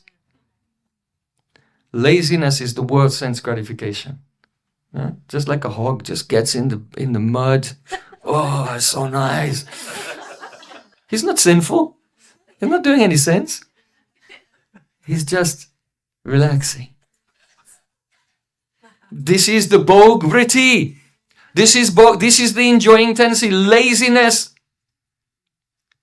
Srila Bhaktivinoda Thakur didn't come back from work and watch TV. He took his Bhagavatam and went out doing Kirtan and Harikatha. So, Srila Bhaktivinoda Thakur is singing, when will I forget my own comfort and my own happiness and really have compassion for others? Sri Agya Tahalo Koribe Pracha, and I'll set out for preaching. Sri Agya, that means on the order of Sri Radharani. So all of our acharyas are like this. Even though each acharya may preach some in a different way, but they preach what Radharani tells them to preach at the time when it needs to be spoken. So at the time when Gaudiya Vaishnavism had almost disappeared, Srila Bhaktivinoda Thakur reinvigorated everything and made a very big tent, and many persons came in from many walks of life. And then Srila Bhaktisiddhānta Thakur began to tighten up the screws like that, to boil the milk. It was so necessary. So each acharya is like that. Whatever they do is not random, it's not haphazard, it's not their own independent choice. It's order, Sri Agya Tahalo Koribe Pracha. This divine order. So, we were speaking about the name. Why is his name Sarasvatī? So first of all, Sutta Goswami, he prayed to Shukadev Goswami. Shruti Saram Ekam. This Bhagavatam is the essence of a Shruti, and we discussed what's the meaning of Shruti. The Vidvad Rudi Briti meaning of the word Shruti. And he revealed this confidential Purana Guhyam Kurunayaha, means it was spoken out of mercy. Spoken out of mercy means that the Kripa Shakti was keeping him conscious. Because he's feeling so much separation from Srimati Radharani. If you'll directly say Sri Radha, Shukadev Goswami will faint for 6 months. Which is a big problem because Parikshit Maharaj only has 7 days. So the mercy Shakti was coming and it was stopping him from fainting. Even when he was describing Madhupakatava Bandho Maspashangram Sapatna, how Radharani in madness of love is speaking with the bumblebee. Then after some verses, 10 verses, then he quickly changed the subject and he started to discuss about Kubja. So there's no rasa there, Sadarnirati. Why? Because the Kruna Shakti saw that he was going in so much ecstasy he may faint. So then the Kruna Shakti distracted him, Rasantara, and changed the rasa, and immediately then the next chapter is Kubja. Then all rasa disappears. So this is the meaning. Kuranayaha Purana. He spoke this, the Purana, Bhagavad Purana, under the power of the Kripa Shakti. So then Sutta Goswami Pad prays Narayanam Namaskritya Naram Chaiva Tato Jayam Udirayat. Before reciting the Srimad Bhagavatam, hear the word Jai. The word Jai means Srimad Bhagavatam. Because Bhagavatam itself is the means by which we attain victory over the ocean of material existence. So here the word Jai means Bhagavatam, Udirayat Tato. After giving pranams to all these personalities, now I will speak Jai. That means speak Srimad Bhagavatam. So who do we give pranam to first in this Mangala Charanam? Narayanam Namaskritya Naram Cha. Nara Narayan Rishi. Why? Because the Srimad Bhagavatam was revealed to Vyasadeva, Bhakti Yogena Manasi Samyak Pranhite Malay. Where? Bhadrakashram. In the Himalayas. Narad came and blessed him. He went into trance and the Bhagavatam manifested in his heart in Bhadrakashram. So the predominating deities of Bhadrakashram are Nara Narayan Rishi. So pranam to them first. It's like if you are remembering that your education and you went to Oxford, then you give pranam to Oxford. So Srila Bhaktisiddhānta Ṭhākura said the Bhagavatam is the Badrinath school. It is the school of Badrinath, this great education system. So first, Narayanam Namaskritya Namam Chaiva Narottamam. Who is the Narottamam? Nara Uttama. That means Purushottama, Krishna himself. But Purush is only supreme Purush if he has Prakriti. Without Prakriti, there's no Purush. Without Prakriti, Purush is Klib, eunuch. So, Narotama means Purushottama, that is Krishna. Radha Purna Shakti, Krishna Purna Shakti Man. Dui Vastu Bed Nai Shastra Praman. So I give pranam to Radha and Krishna. And then Devim Sarasvatim Vyasam, to Vyasadeva and Sarasvatī. Now this verse is important. Why? Because Sutta Goswami is giving his respect to the ancient Vedic tradition. In the ancient Vedic tradition, before you say a mantra, first you have to say the Deva, Rishi and Chanda. Who is the Devata of the mantra? Who is the Rishi? Who saw, who revealed? And Chanda, though the word Chanda refers to prosody, that is the meter of the verses, such as Gayatri Chanda, Anustup Chanda, and so on. But here the word Chanda means the Shakti by which the mantra is revealed. Understand? So the Deva of the mantra is Purushottam Shri Krishna, the Rishi of the mantra is Vyasam, And the Chanda, that means the Shakti which reveals this mantra, if you take the whole Srimad Bhagavatam to be one big mantra, is Sarasvatī. So Sarasvatī is the Shakti who reveals the whole Srimad Bhagavatam. So Devim Sarasvatim Vyasam Tato Jayam Udirayet. So what is significant here is that the Bhagavatam is non-different from Krishna. Krishna Bhakti Rasa Swarup. Krishna Tulya Bhagavata Vibhu Savashray. Bhagavatam is Krishna. And Krishna is Advai Gyan. He's the non-dual supreme reality. So if we want to know that which is the Advai, the non-dual Gyan, non-dual reality, you cannot learn about it in the same way that you get material education. The method of acquiring material education is called Kram Purvak Vikasita Gyan. All these terms I'm saying, these are Prabhupada's terms. I'm saying it's his day, so yeah. This is his vocabulary, so beautiful. Kram Purvak Vikasita Gyan, it means the knowledge that is gradually accumulated by the aggregation of pieces of information. Right? You go to school, you learn something one day, you learn something the next, you put it all together and you make some kind of intellectual structure, architecture in your mind, and now you're the expert on the subject. If you can repeat that structure of pieces of information on an exam paper, you'll get your diploma and so on. So this is called Kram Purvak Vikasita Gyan. And this only applies to Khanda Gyan, that means knowledge of divisible things. But Krishna is Jahi Anadi Ananta Akhanda Acheda Abeda Subeda Patawe. He has no beginning, he has no end, he is indivisible. It's Akhanda Vastu, indivisible. So you cannot take a piece of him and then take another piece and put it all together and then you know him. Understand? So the Akhanda Vastu cannot be learnt about by the same process that we acquire Khanda Gyan. Akhanda Gyan and Khanda Gyan, they're two different things, so the process of acquiring them is different. So what is the process of acquiring the Akhanda Gyan? That is the hearing Srimad Bhagavatam. And, you know, there's a famous verse in Srimad Bhagavatam. Aham veti, shuko veti, vyasa veti na veti va. Bhaktya Bhagavatam grayam na buddhya na chatikaya. Lord Shiva is saying, I may know Srimad Bhagavatam. Shukadev Goswami may know Srimad Bhagavatam. It's not clear. Does Vyasadeva knows Bhagavatam or does not know Srimad Bhagavatam?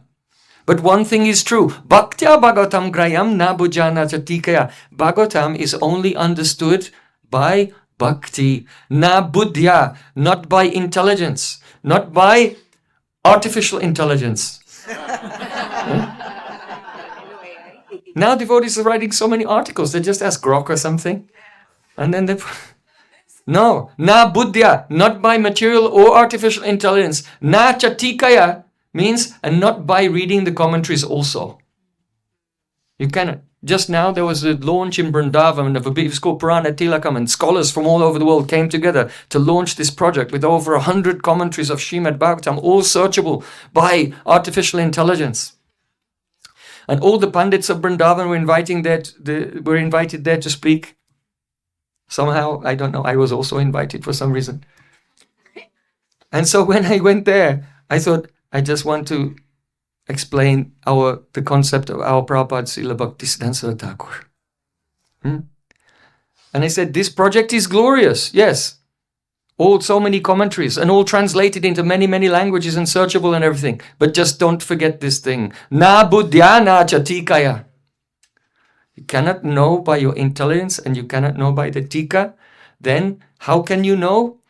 Devim Sarasvatim Vyasam Tato Jayam Udirayet. The reason the Mangala Charanam of Srimad Bhagavatam is so important is because it reveals the peculiar epistemology of Srimad Bhagavatam. It's a peculiar epistemology. What is the way to know Srimad Bhagavatam? Sarasvatī. Sarasvatī means the goddess of learning. She is Vak, Bhagbaza. She is Vak Shakti. She is Shabda Brahma. She appears from the lips of the Supreme Lord. Only she can reveal the transcendental truth. Just consider this. Just consider this. You know, there was a great scholar named Keshav Kashmiri. And he was a worshipper of Sarasvatī.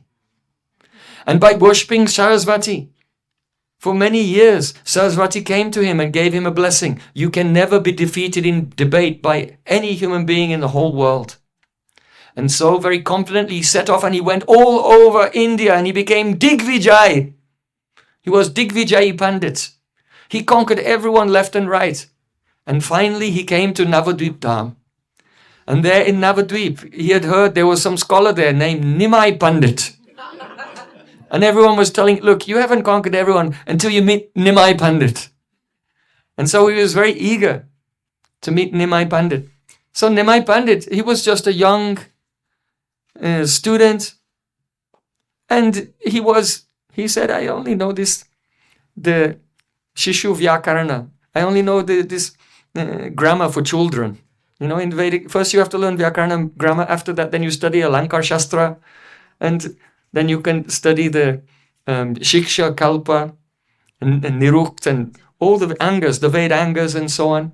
So he said, I'm in this children's level of education. And he was sitting on the bank of the Ganga at Barakona Ghat. And Keshav Kashmiri came there and initiated. He wanted to initiate a debate with Nimai Pandit.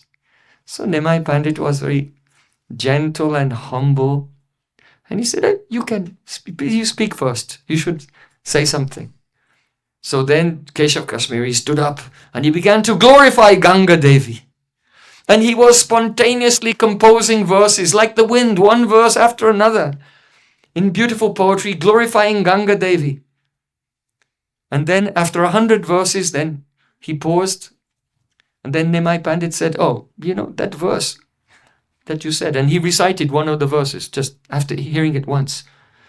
He said it has 5 major faults. The word major here means that there's so many other faults, but these are just the main ones.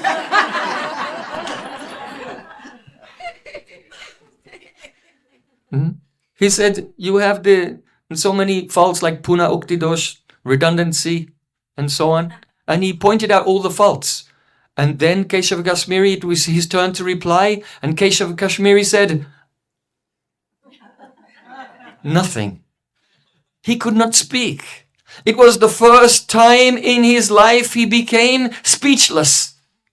What does it mean? Vak did not appear. Vak means the goddess of learning. The power of speech did not appear. So then Nimai said, oh, you came on such a long journey, so you must be tired from the long journey. And you know, when you're tired, you can't remember shlokas or anything.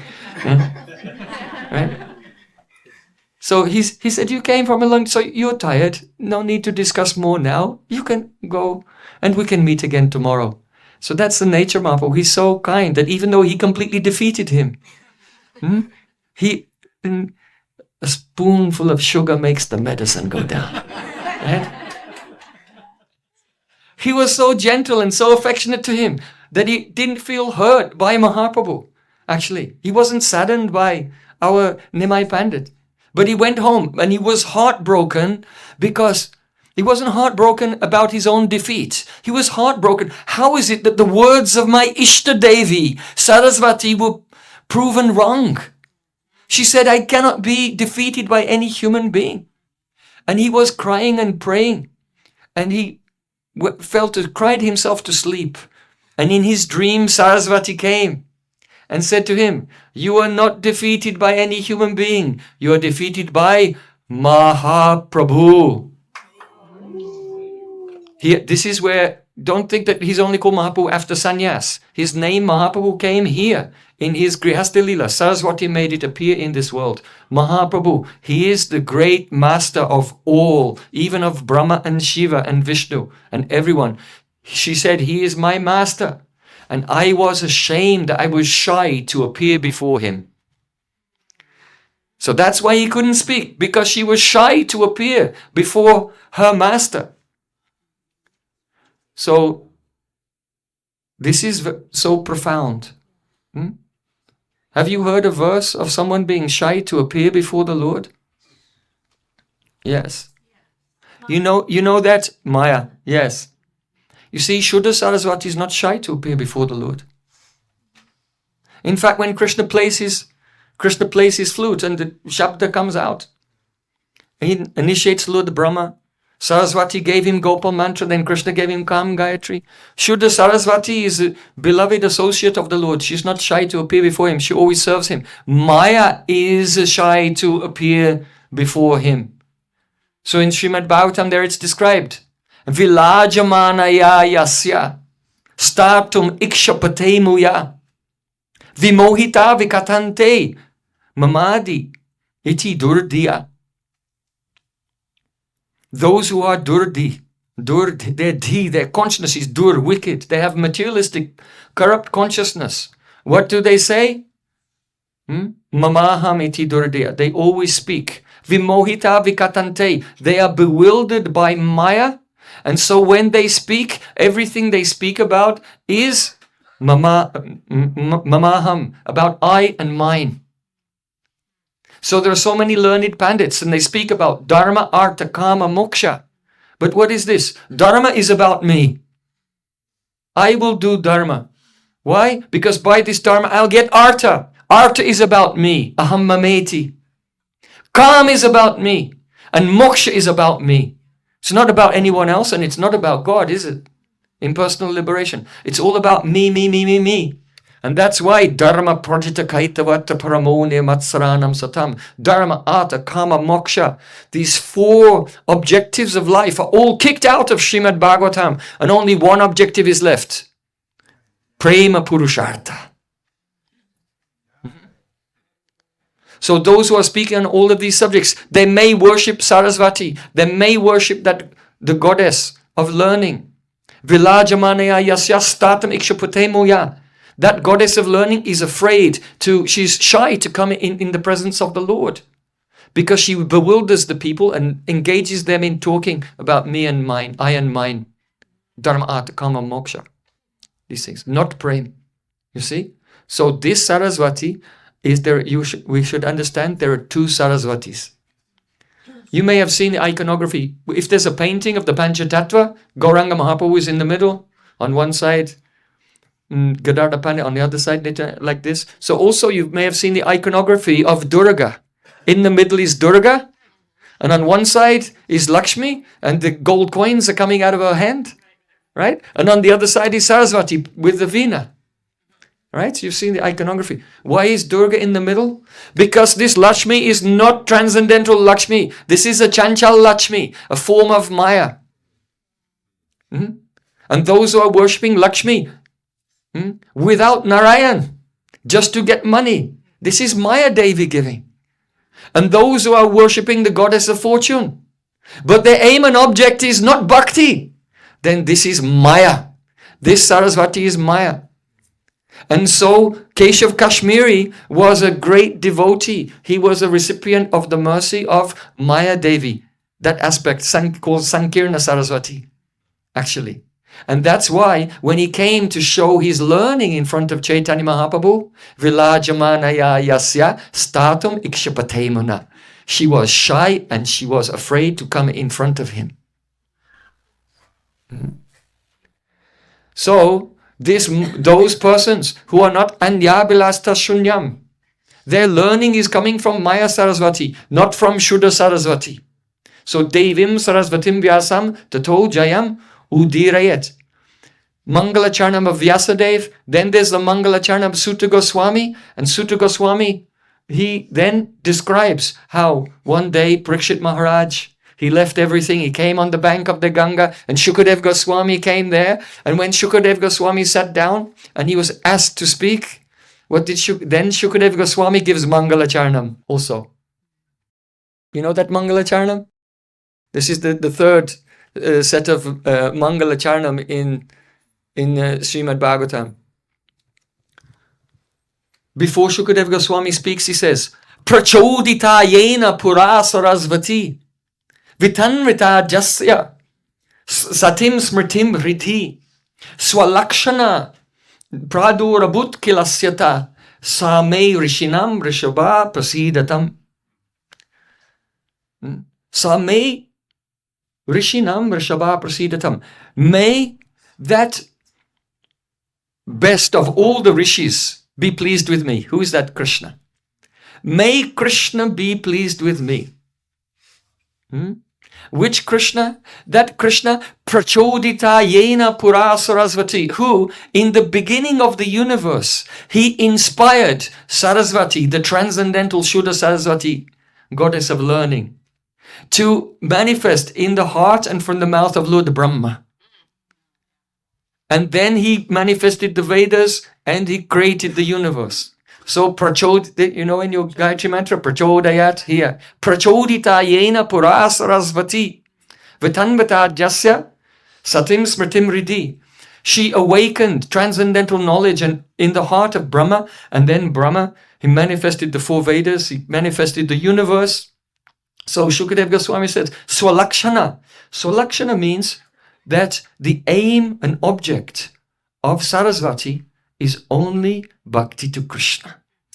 Every single word, when it is illuminated by Vak, the Aprakita Shabda, transcendental sound, it indicates Krishna. It only indicates Krishna and devotion to Krishna. It doesn't indicate anything else. This is Vidvat Rudibriti. This is why Chaitanya Mahaprabhu, when he came back from Gaya after his initiation, he came to school, he sat down with his students in the Sanskrit school, and he said, okay, open your books. They open their books. When they open their books, they go, Hari! Hari! And as soon as he heard the holy name, he went into trance. And whatever question they asked him, he said, oh, the meaning of every letter is Krishna. The meaning of every noun is Krishna. The meaning of every verbal root is Krishna. He explained everything was Krishna. And no one could understand anything. So Bhaktisiddhānta Ṭhākura said, this pastime is called Chaitanya Mahaprabhu's Vidvat Rudi Vrite Akarshan Leela. It's the pastime where Chaitanya Mahaprabhu takes us away from the material, mundane, conventional, Agirudi Vriti meaning of words and brings us Swalakshita to the true meaning of all words, that they all indicate Krishna and bhakti to Krishna. That is Vak, that is Sarasvatī. And that's Mahaprabhu's first pastime. Before that, he's of course he has other pastimes before that, but he's not a devotee, right? He has a pastime of not being a devotee. It's his Vidyavilas, his arrogant educational pastimes, where he's going around quarreling with others and teasing the girls and like this. So, but when he comes back from Gaya, his first pastime as a Vaishnava, when he comes back in the morning time, Shriman Pandit, he comes to the courtyard of Srivas Ṭhākura and he's so happy. And Gadadhar Pandit and Srivas Ṭhākura look at him and say, you look very happy today. So, indeed I am. Is there a cause? Yes, there is a cause. Well, tell us. But you won't believe what happened. Don't tell us what happened. He said, Nimai Pandit has become a Vaishnava. Everyone was amazed because they've been praying for years. If only Nimai Pandit would become a Vaishnava. And so now he became a Vaishnava. He went to Gangadas Pandit. Gangadas Pandit said, look, you've just come back from a long journey from Gaya. Even if Lord Brahma tells you to open your books today, don't open your books. Go home, rest, and you can come back and continue teaching tomorrow. So he went back, and then the next day he came to the school, and then he did this leela of explaining every word, every letter, every grammatical rule indicates Krishna. And that has been encapsulated by Jiva Goswami in Sri Harinamamrita Vyakaranam. Bhaktisiddhānta Ṭhākura has written an introduction to Harinamamrita Vyakaranam, and we just translated it about a month ago. So you can see that on our Chaitanya Academy website. This is the Vidvat Rudi Brite Akarshan Leela. The first Leela of Mahaprabhu. What does that mean? If we don't understand Chaitanya Mahaprabhu's first Leela, then we'll not properly understand all the other Leelas. Right? And this is what Srila Bhaktisiddhānta Ṭhākura is pointing out. So Lakshana Pradurabhut Kilasyata. See, Shukadeva Goswami, before speaking, he says, So I am taking shelter of that Supreme Lord Krishna. May he be pleased with me. That Krishna who inspired Shuddha Sarasvatī to manifest the knowledge in the heart of Brahma. So the Dwani, that means what is the suggestion of this prayer? The suggestion of this prayer is, O Krishna, just as you inspired Shuddha Sarasvatī to appear on the tongue of Brahma, now you please inspire Shuddha Sarasvatī to appear on my tongue so that I can speak Srimad Bhagavatam. This is the meaning of Shukadev Goswami's Mangala Charnam. So it is not possible to speak Harikatha, it is not possible to speak the Bhagavatam unless the Shuddha Sarasvatī, that is Aprakita Vak Shakti, descends on the tongue. And because our Prabhupada was the embodiment of that spontaneous flow of transcendental Harikatha, so his name is Prabhupada Śrīla Bhaktisiddhānta Sarasvatī. Ṭhākura. I'm sorry I took so long to explain his name. So this is why Nabu Jana Chatikaya. One cannot understand just by reading Tikas. Because there has to be the descent of Shabda Brahma, which is the essence of the Guru Parampara. It is the essence of the Bhagavat Guru Parampara. So one may say, but why does Lord Shiva say Vyasadeva may know or Vyasadeva may not know? Why? Because Vyasadeva has two features. One aspect of Vyasadeva is Bhagavat Tattva. He is the Vishay Tattva. And one aspect of Vyasadeva is the Ashray Tattva. He is a devotee. Prabhupada Bhaktisiddhānta Ṭhākura said, in the Madhva Sampradaya, they worship Vyasadeva. Have you ever been to Udupi? Yeah, you've been to Udupi. So you can see in the temples, there's beautiful iconography, and sometimes there's a deity of Vyasadeva. He said, we are in the Madhva Sampradaya, but in the Madhva Sampradaya before Mahaprabhu, they worship Vyasadeva, the Bhagavat Tattva. So he who is the Vishay Vigraha cannot understand the bhavs of the Ashray Vigraha. Understand? But we worship Vyasadeva as the Ashray Tattva. Apantaratama. There was a great sage called Apantaratama, and he entered into Vyasadeva. And so the Vyasadeva, from the point of view of the Ashray Tattva, because he's Ashray Tattva, he can understand. So when it says Vyasaveti Navetiva, Vyasadeva may know or may not know, they're both true. As the Bhagavat Tattva cannot realize fully everything. But as the Ashray Tattva, the devotee can understand the nature of devotion. That's why Krishna himself, he cannot understand. The Bhagavatam is the expression of Radharani's Madanakya Mahabhav. How will the Krishna understand that? He has to appear in the mood of the Ashray Tattva, in the form of Radharani. And even in that form, he has to go every day to the bank of the Narendra Sarovar, where Gadadhar Pandit is speaking Srimad Bhagavatam. Because the Bhagavatam can only be understood by hearing the vak of a person who has realized it. So if the Bhagavatam is conveying the Madanakya Mahabhav of Radhika, who has realized it? Radharani. So Radharani appeared in this world as Gadadhar Pandit, and even Krishna himself in the form of Mahaprabhu had to go and listen to Radharani, that is Gadadhar Pandit, recite Srimad Bhagavatam, because the vak coming from her lips will reveal, there will be the transmission of the full bhav of Radharani in that sound. So,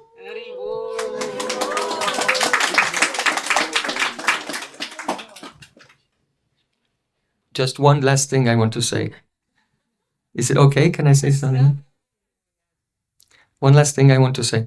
Today is the Tirabhav Tithi, Disappearance Day. It's a historical day. Not in material history, in transcendental history. It is something which is not in the flow of time. Moments in material time have passed. But this moment is an eternal reality that we can all come in touch with right now by hearing. Just before Srila Bhaktisiddhānta Sarasvatī Ṭhākura left this world, he called his senior devotees to be around him. Srila Bhakti Pragyan Keshav Maharaj, that time he was Vinod Brahmachari. He was there. Bhaktivilas Tirtha Maharaj, Nikunja, Bihari. He was, so many of them, they hadn't taken sannyas yet, but they were the seniors. They all came around Prabhupada, Śrīla Bhaktisiddhānta Ṭhākura. And he told them, I am not fully satisfied because Chaitanya Mahaprabhu ordered me to preach. And he ordered me to preach why he came to this world. Sriradaya Pranaya Mahima Kittishovana. What's the inner meaning of his appearance in this world?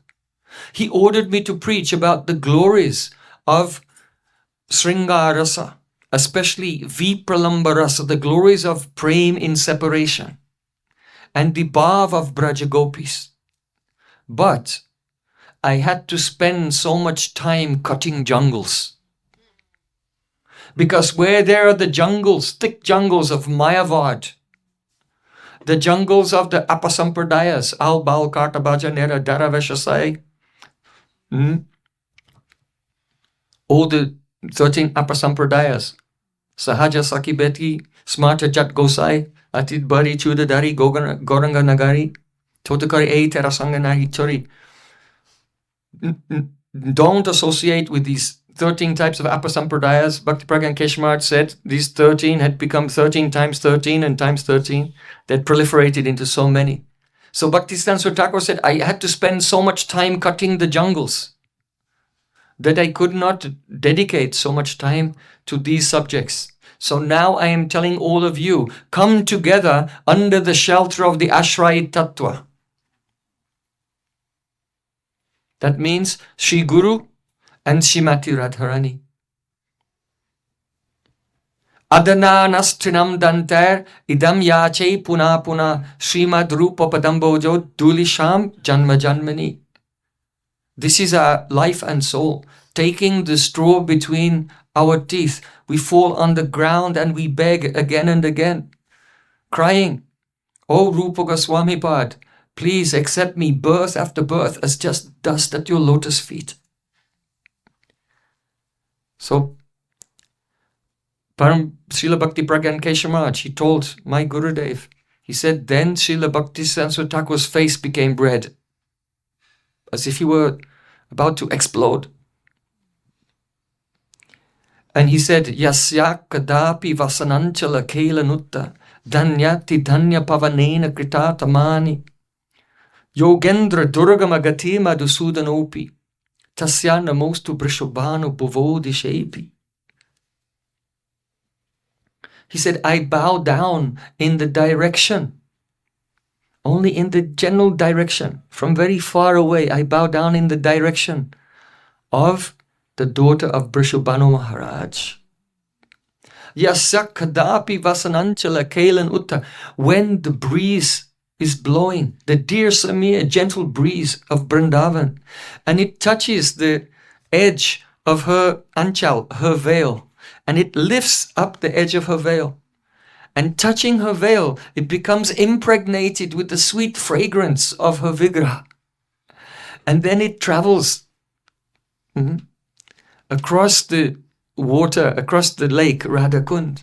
And on the other side, Krishna, because Radhika is somewhat inman and has refused to meet with him.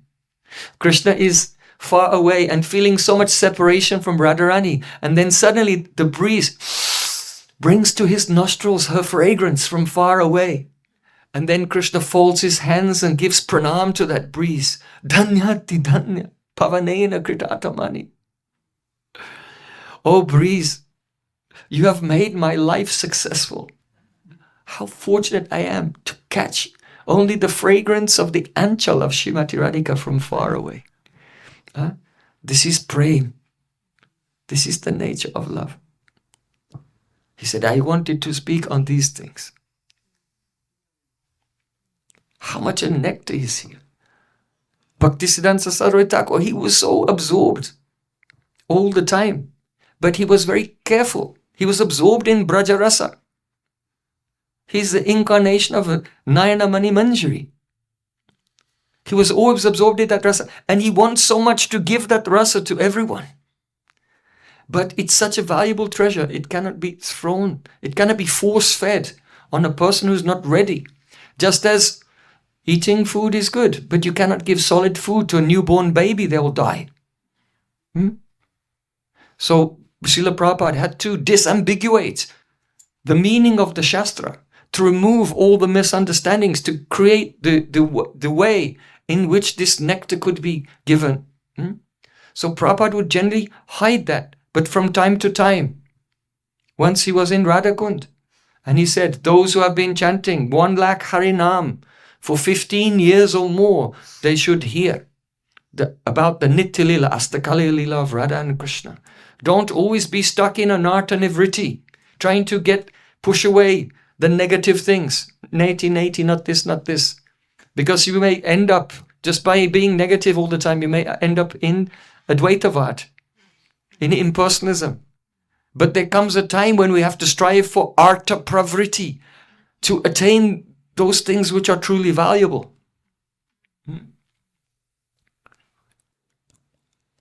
One day, one devotee was speaking some katha and describing how during the Rasalila, Krishna disappeared with Radharani from the Rasalila. And all the gopis were searching everywhere. In the meantime, Radha Krishna's beautiful pastimes were going on. Krishna was decorating Radharani's hair. And then Krishna could hear that some gopis were coming. And so Krishna thought, oh, they should not find us. He wanted to move. So he told Radhika, let's walk, let's go further into the forest. Tato gatva vaduddeshan dripta keshavam abravit na parayam chalitum nayame yatratain mana. And then Radharani, when Krishna said, oh, let's go to that further forest and the next forest, Radharani said, na parayam chalitum, I cannot go any further, but you can carry me wherever you like. As you like, you can carry me. And Krishna said, yes, come on my shoulder. And he knelt down, and then she looked, and he vanished. He disappeared. Actually, why did Radharani say you can carry me? Because this is the Suridrati, the love for Sakhis. Radhika was feeling somewhat guilty. My Sakhis have given their whole life to serving me, and here I am, serving Krishna and relishing beautiful pastimes with him, and I've left my Sakhis behind. I've done wrong. So when she could hear some gopis coming, she was thinking, oh, my Sakhis are coming. If Krishna wants to go somewhere, I want to slow him down, because then my Sakhis, and they can also participate in the pastime. This is the Suridrati, Radhika's love for her Sakhis. The Sakhis love Radhika, and Radhika loves her Sakhis also. But then Krishna disappeared, and that devotee, he said, and then Radharani cried out, Ha Nata Ramana Prashta Kwasi Mahabhuja Rasyaste Kripanayame Sakke Darshaya Sanhidim. Oh Prashta, oh my sweetheart, oh Raman, my lover, where are you? Where are you? Where are your strong arms? And Radharani fainted and fell unconscious to the ground. When one devotee was telling this verse, Bhaktisiddhānta Ṭhākura could not tolerate it, and he once stood up and said, don't say Ha Nata Ramana Prashta. Rather you should say Itasta tastam manasritya radikam anangabana brana kin manasa kritanutapa sakalinda nandini tatanta kunjay vishasada madhava. What is this verse? This verse means not that Krishna has disappeared and Radharani is crying, but rather Radharani has disappeared and Krishna is crying.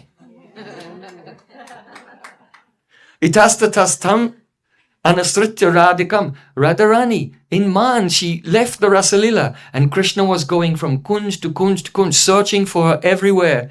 And finally, when he could not find her, he just sat down and he began to weep, because he would rather be alone with his memory of Radhika than being directly with all the other gopis put together. The memory of Radhika has more prema and relishment than directly being with all the other gopis put together. Don't think that Radharani loves Krishna more than another gopi or any other gopi. No, more than all the gopis together. Hmm? So, because Bhaktisiddhānta Ṭhākura, he is the Nayana Mani Manjari, so near and dear to Radhika. Nayana Mani means the jewel of her eyes. Just as your eyelids spontaneously, if some dust comes, they quickly protect your eye. So just as the eyelids spontaneously protect the eye, so in the same way, Nayana Mani Manjari is Palyadasi, that means protected maidservant of Radhika. Radhika is so possessive of her, and she spontaneously always protects her. If Krishna will try to catch Nayana Mani Manjari by the choli, then she will run and hide behind Radharani, and Radharani will protect her from Krishna. And because every gopi, every manjari is the vigraha, the murti of one of the bhavs of Radharani. So Nayana Mani Manjari is the power of Radhika's eyes. Radhika's glance is so powerful that only by looking at Krishna she can make him stand up, sit down, and stand up again. So that controlling Shakti of the eyes of Radhika appeared in this world as Nayana Mani Manjari. So we explained the meaning of Prabhupada, Śrīla, Bhaktisiddhānta, Sarasvatī. Now that's the sadhak group. Now we're describing the meaning of the name of the Siddha group, Nayana Mani Manjari. So he was always in that mood, but only certain times he could not control it, and it came out. Oh, don't say that verse. Hanata Ramana Prashta. Say this verse. Itastitas tvam manasritya radhikam. Say this. So this was his nature. Once Prabhupada was in Jagannath Puri. It was summertime and it was very hot. And at midnight, in the middle of the night, all the devotees were sleeping. And Prabhupada suddenly got up from bed. And then he told Paramananda, "Oh, Paramananda, we're going to Brahmagiri, to Alanath." You know the famous temple of Alanath in the village of Brahmagiri, near Bentapur. It's about 19 miles outside of Jagannath Puri. And he just got up from Puri and began walking. And then Paramananda was so worried. He said, "I have to get a bag and a few things that Prabhupada will need to stay there." And after that, he always kept one bag ready in case Prabhupada would get up in the middle of the night and decide to go somewhere. That's the origin of that habit on this day, because this day he was caught unprepared. So first he tried to stop Prabhupada from going. He said, "Oh, Prabhupada, don't go there," because it was like a jungle there, and it was extremely hot by the coast there in the Chatak Parvat. There it's by the ocean, and there's a cool breeze. Oh, that reminds me, I was saying, in Chatak Parvat, on the top of Chatak Parvat, who is there? Vyasadev. There's Vyasadev. And Bhaktisiddhānta Ṭhākura said, in the Madhva Sampradaya, they worship Vyasadev as a Vishnu Tattva, but we worship as Ashray Tattva, and that's the deity of Vyasadev on the top of Chatak Parvat. There. So Vyasa Veti na Vetiva, that Vyasadev knows. In Udupi, that Vyasadev may not know, but that Vyasadev on Chatak Parvat, he knows. So Prabhupada was leaving from the ocean where it was cool and going inland. So Paramananda said, "Prabhupada, don't go there. It will be so hot." Prabhupada said, "It will be hot? Then I must go." Why?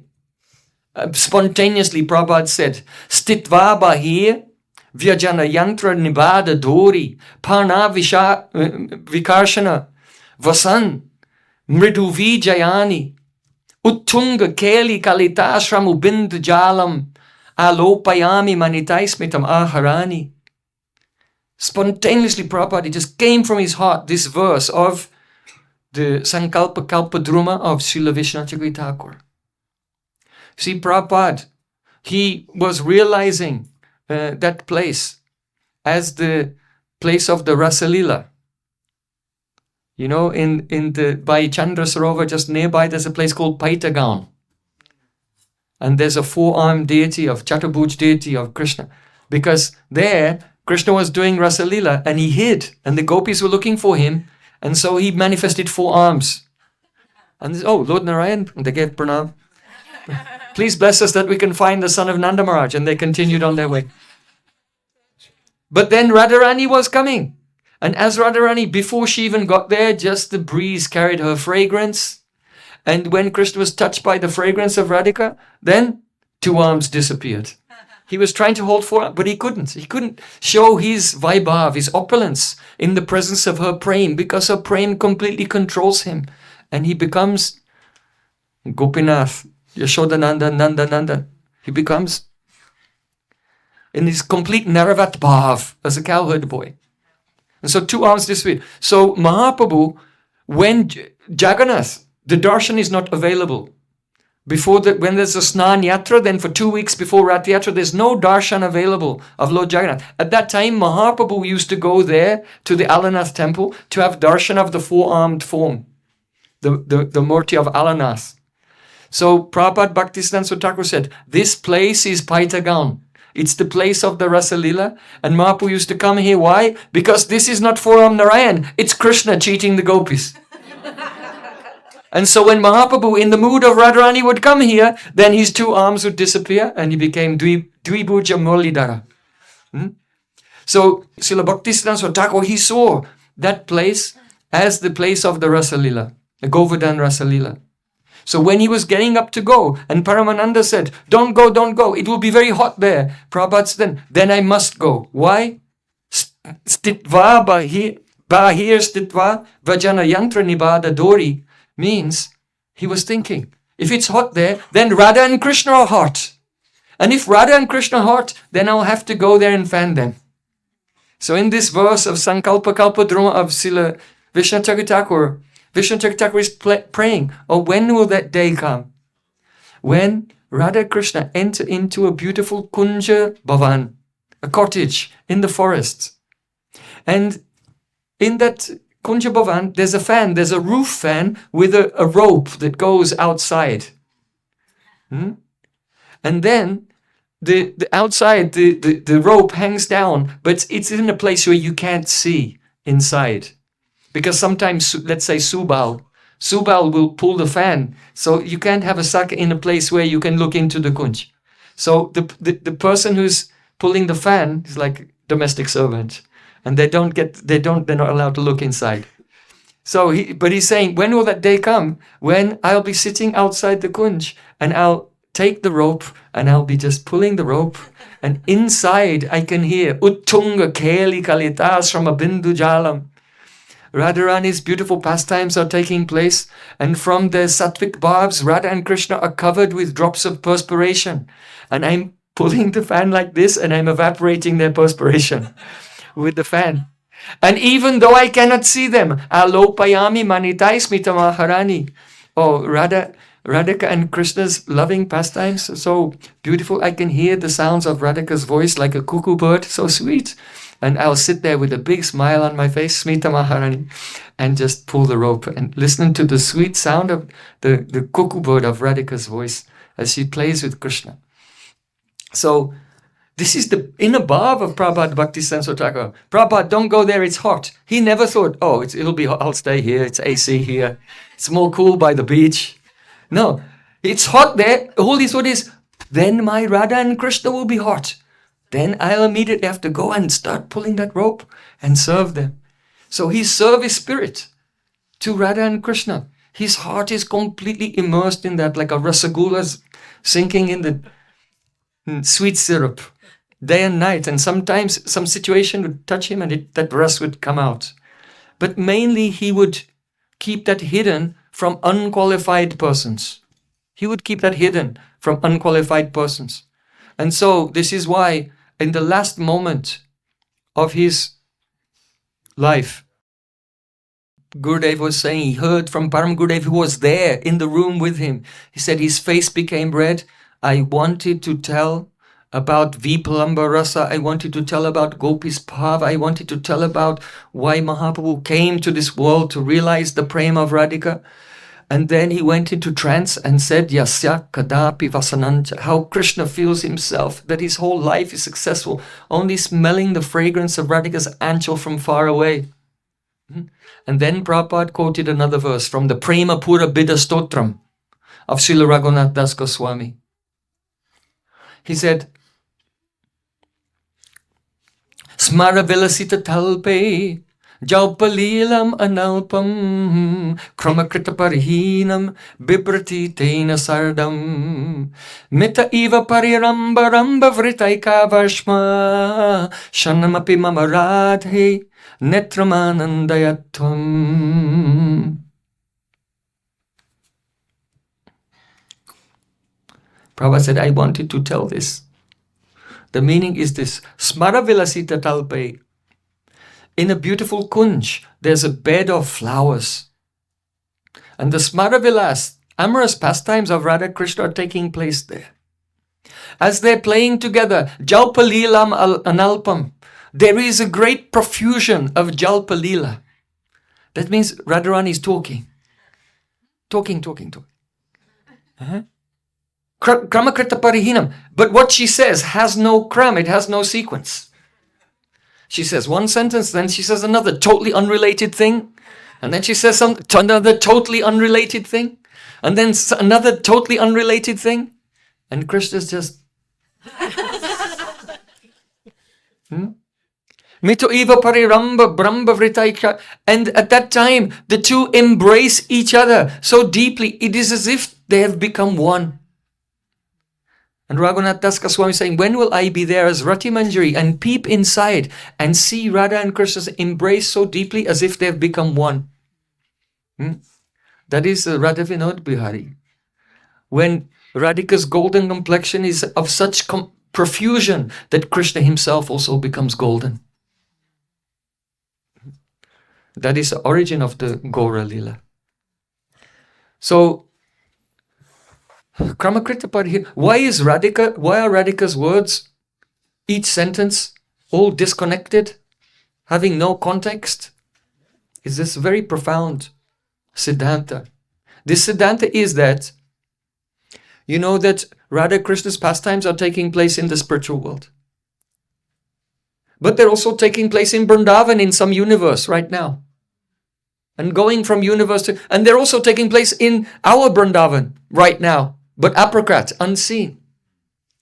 And even in the spiritual world, Vrindavan is not one place, but there are prakash bhed. That means many dimensions. It's an infinite dimensional Leela. And Krishna and all of his associates are present in every dimension.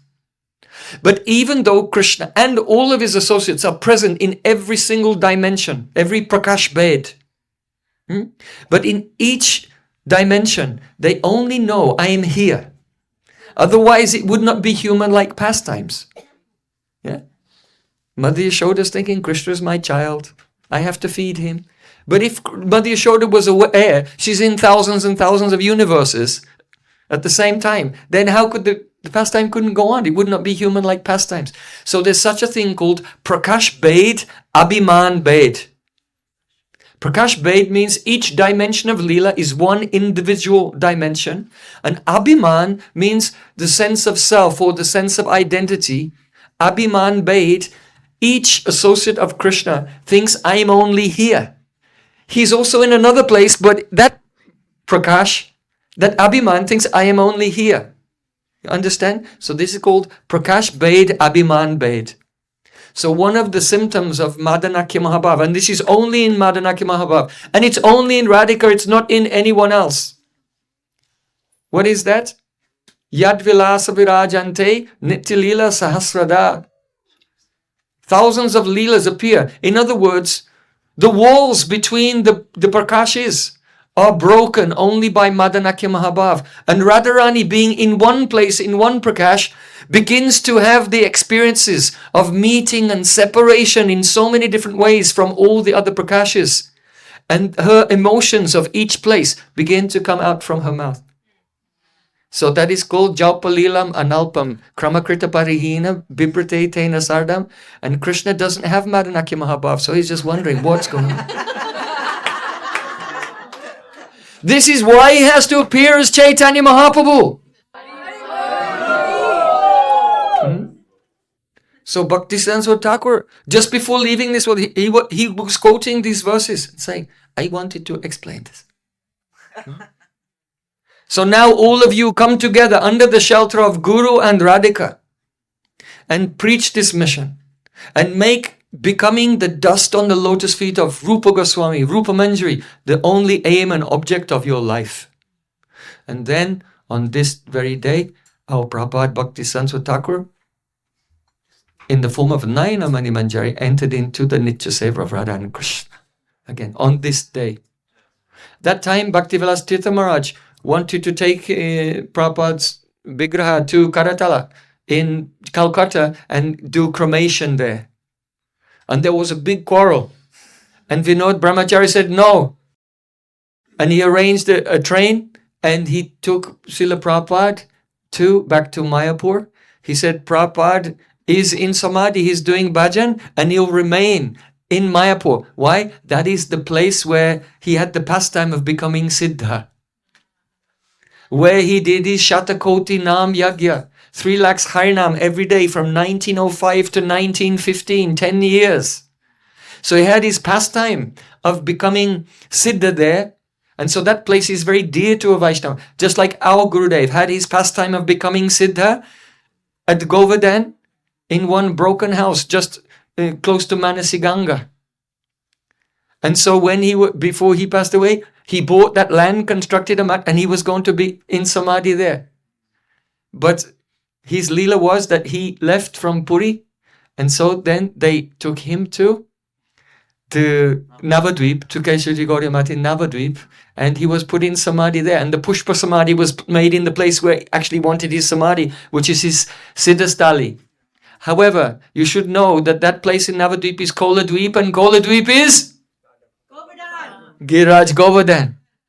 So, yes, Gurudev went into Samadhi, Mahasamadhi, in the place where he had his pastime of becoming Siddha, but in the Navadvip aspect. It's the same place, because the Navadvip is Gupta Vrindavan.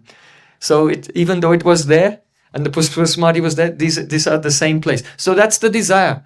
Pure Vaishnavas, they have such a desire. So, our Param Gurudev, Vinod Biharidas Brahmachari, Bhakti Pragyan Keshav Maharaj, he arranged to bring Prabhupada back, and he was put in Samadhi there at Chandrasekhar Bhavan at the Mool Mat there, very close to his own Guru Samadhi, Srila Gaurkishore Das Babaji Maharaj.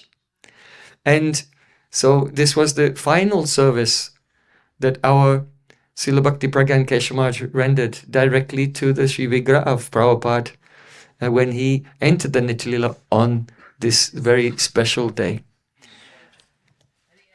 So we are most blessed. You know that our Gurudev, he took a great chance and became object of so much criticism. Why? Because of the things that we have discussed today. Some persons, they try to say, oh, Srila Narayan Maharaj, he is not following Bhaktisiddhānta Ṭhākura because he is speaking some confidential things. He's speaking about Vilap Kusumanjali, he's speaking Gopi Geet and Brahmar Geet, he's speaking Radha Rasa Suddha Nidhi and Bhajan Rahasya. So some criticism came to him. But Gurudev wore all that criticism like a garland. And the reason is because he heard from his Gurudev. Our Gurudev Srila Bhaktivedanta Narayan Maharaj said, when I first came to my Guru, and I heard Bhakti Pragyan Keshav Maharaj describe the disappearance of Srila Bhaktisiddhānta Ṭhākura, and he said, and then his face became red, said, I spent so much time cutting jungles, but you should be under the shelter of the Ashraya Tattva. And he spoke these verses. Gurudev said, hearing this from my Gurudev, it changed my life. And there and then, I made a vow that I must fulfill this desire of Prabhupada Srila Bhaktisiddhānta Sarasvatī Ṭhākura.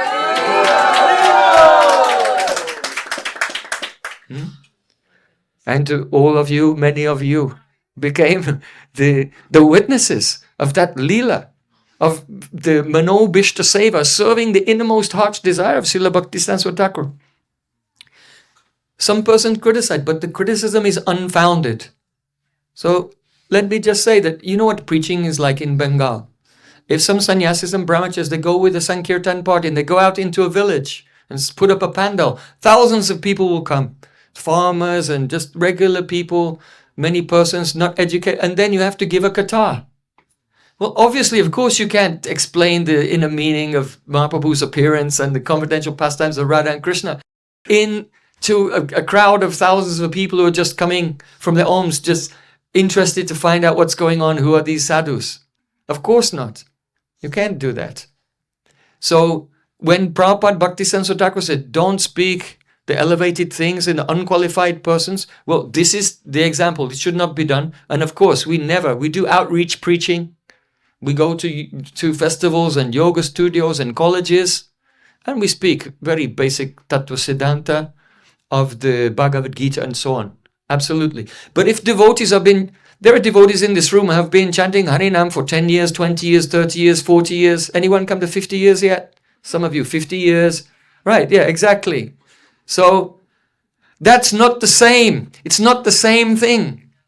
Like our Śrīla A.C. Bhaktivedanta Swami Prabhupada. Some devotees said, oh, we shouldn't talk about the gopis. Śrīla Prabhupada said, I never said boycott the gopis. Prabhupada said, don't boycott the gopis. But you should explain in such a way that it should not be misunderstood. Understand? It's like today we spoke for 2 hours about Vidvat Rudibriti, Siddhanta, and these points. And then afterwards, some nectar on the end. So there's a difference between, yes, the confidential things should not be spoken in a public place. But when you have your internal Sangha, and devotees who have been practicing for many years, then in a very delicate way, with the utmost respect, with the proper platform of Tattva Siddhanta, then these drops of rasa, they must be presented. It's the desire of Śrīla Bhaktisiddhānta Ṭhākura, and our Gurudev lived to fulfill that desire. Jai. Śrīla Gurudev ki jai. Prabhupada Śrīla Bhaktisiddhānta Sarasvatī Ṭhākura ki jai. Bole Vrindavan Bihari Lala ki jai, Gare Saniwali ki jai, Jai Jai Sri Sham Gaur Premanande.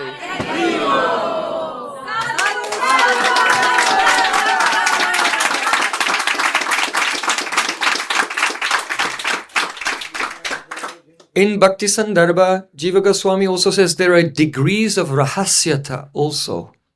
So there can be pastimes of Krishna in Vrindavan that have, which of course they're all confidential, but there's confidential, more confidential, and most confidential. So obviously, unless persons are in the stage of Uttam Bhagavat and Paramahamsa, the most confidential things, we should not go there. We should not go there. But it does not mean, don't boycott the gopis. Okay? Very important.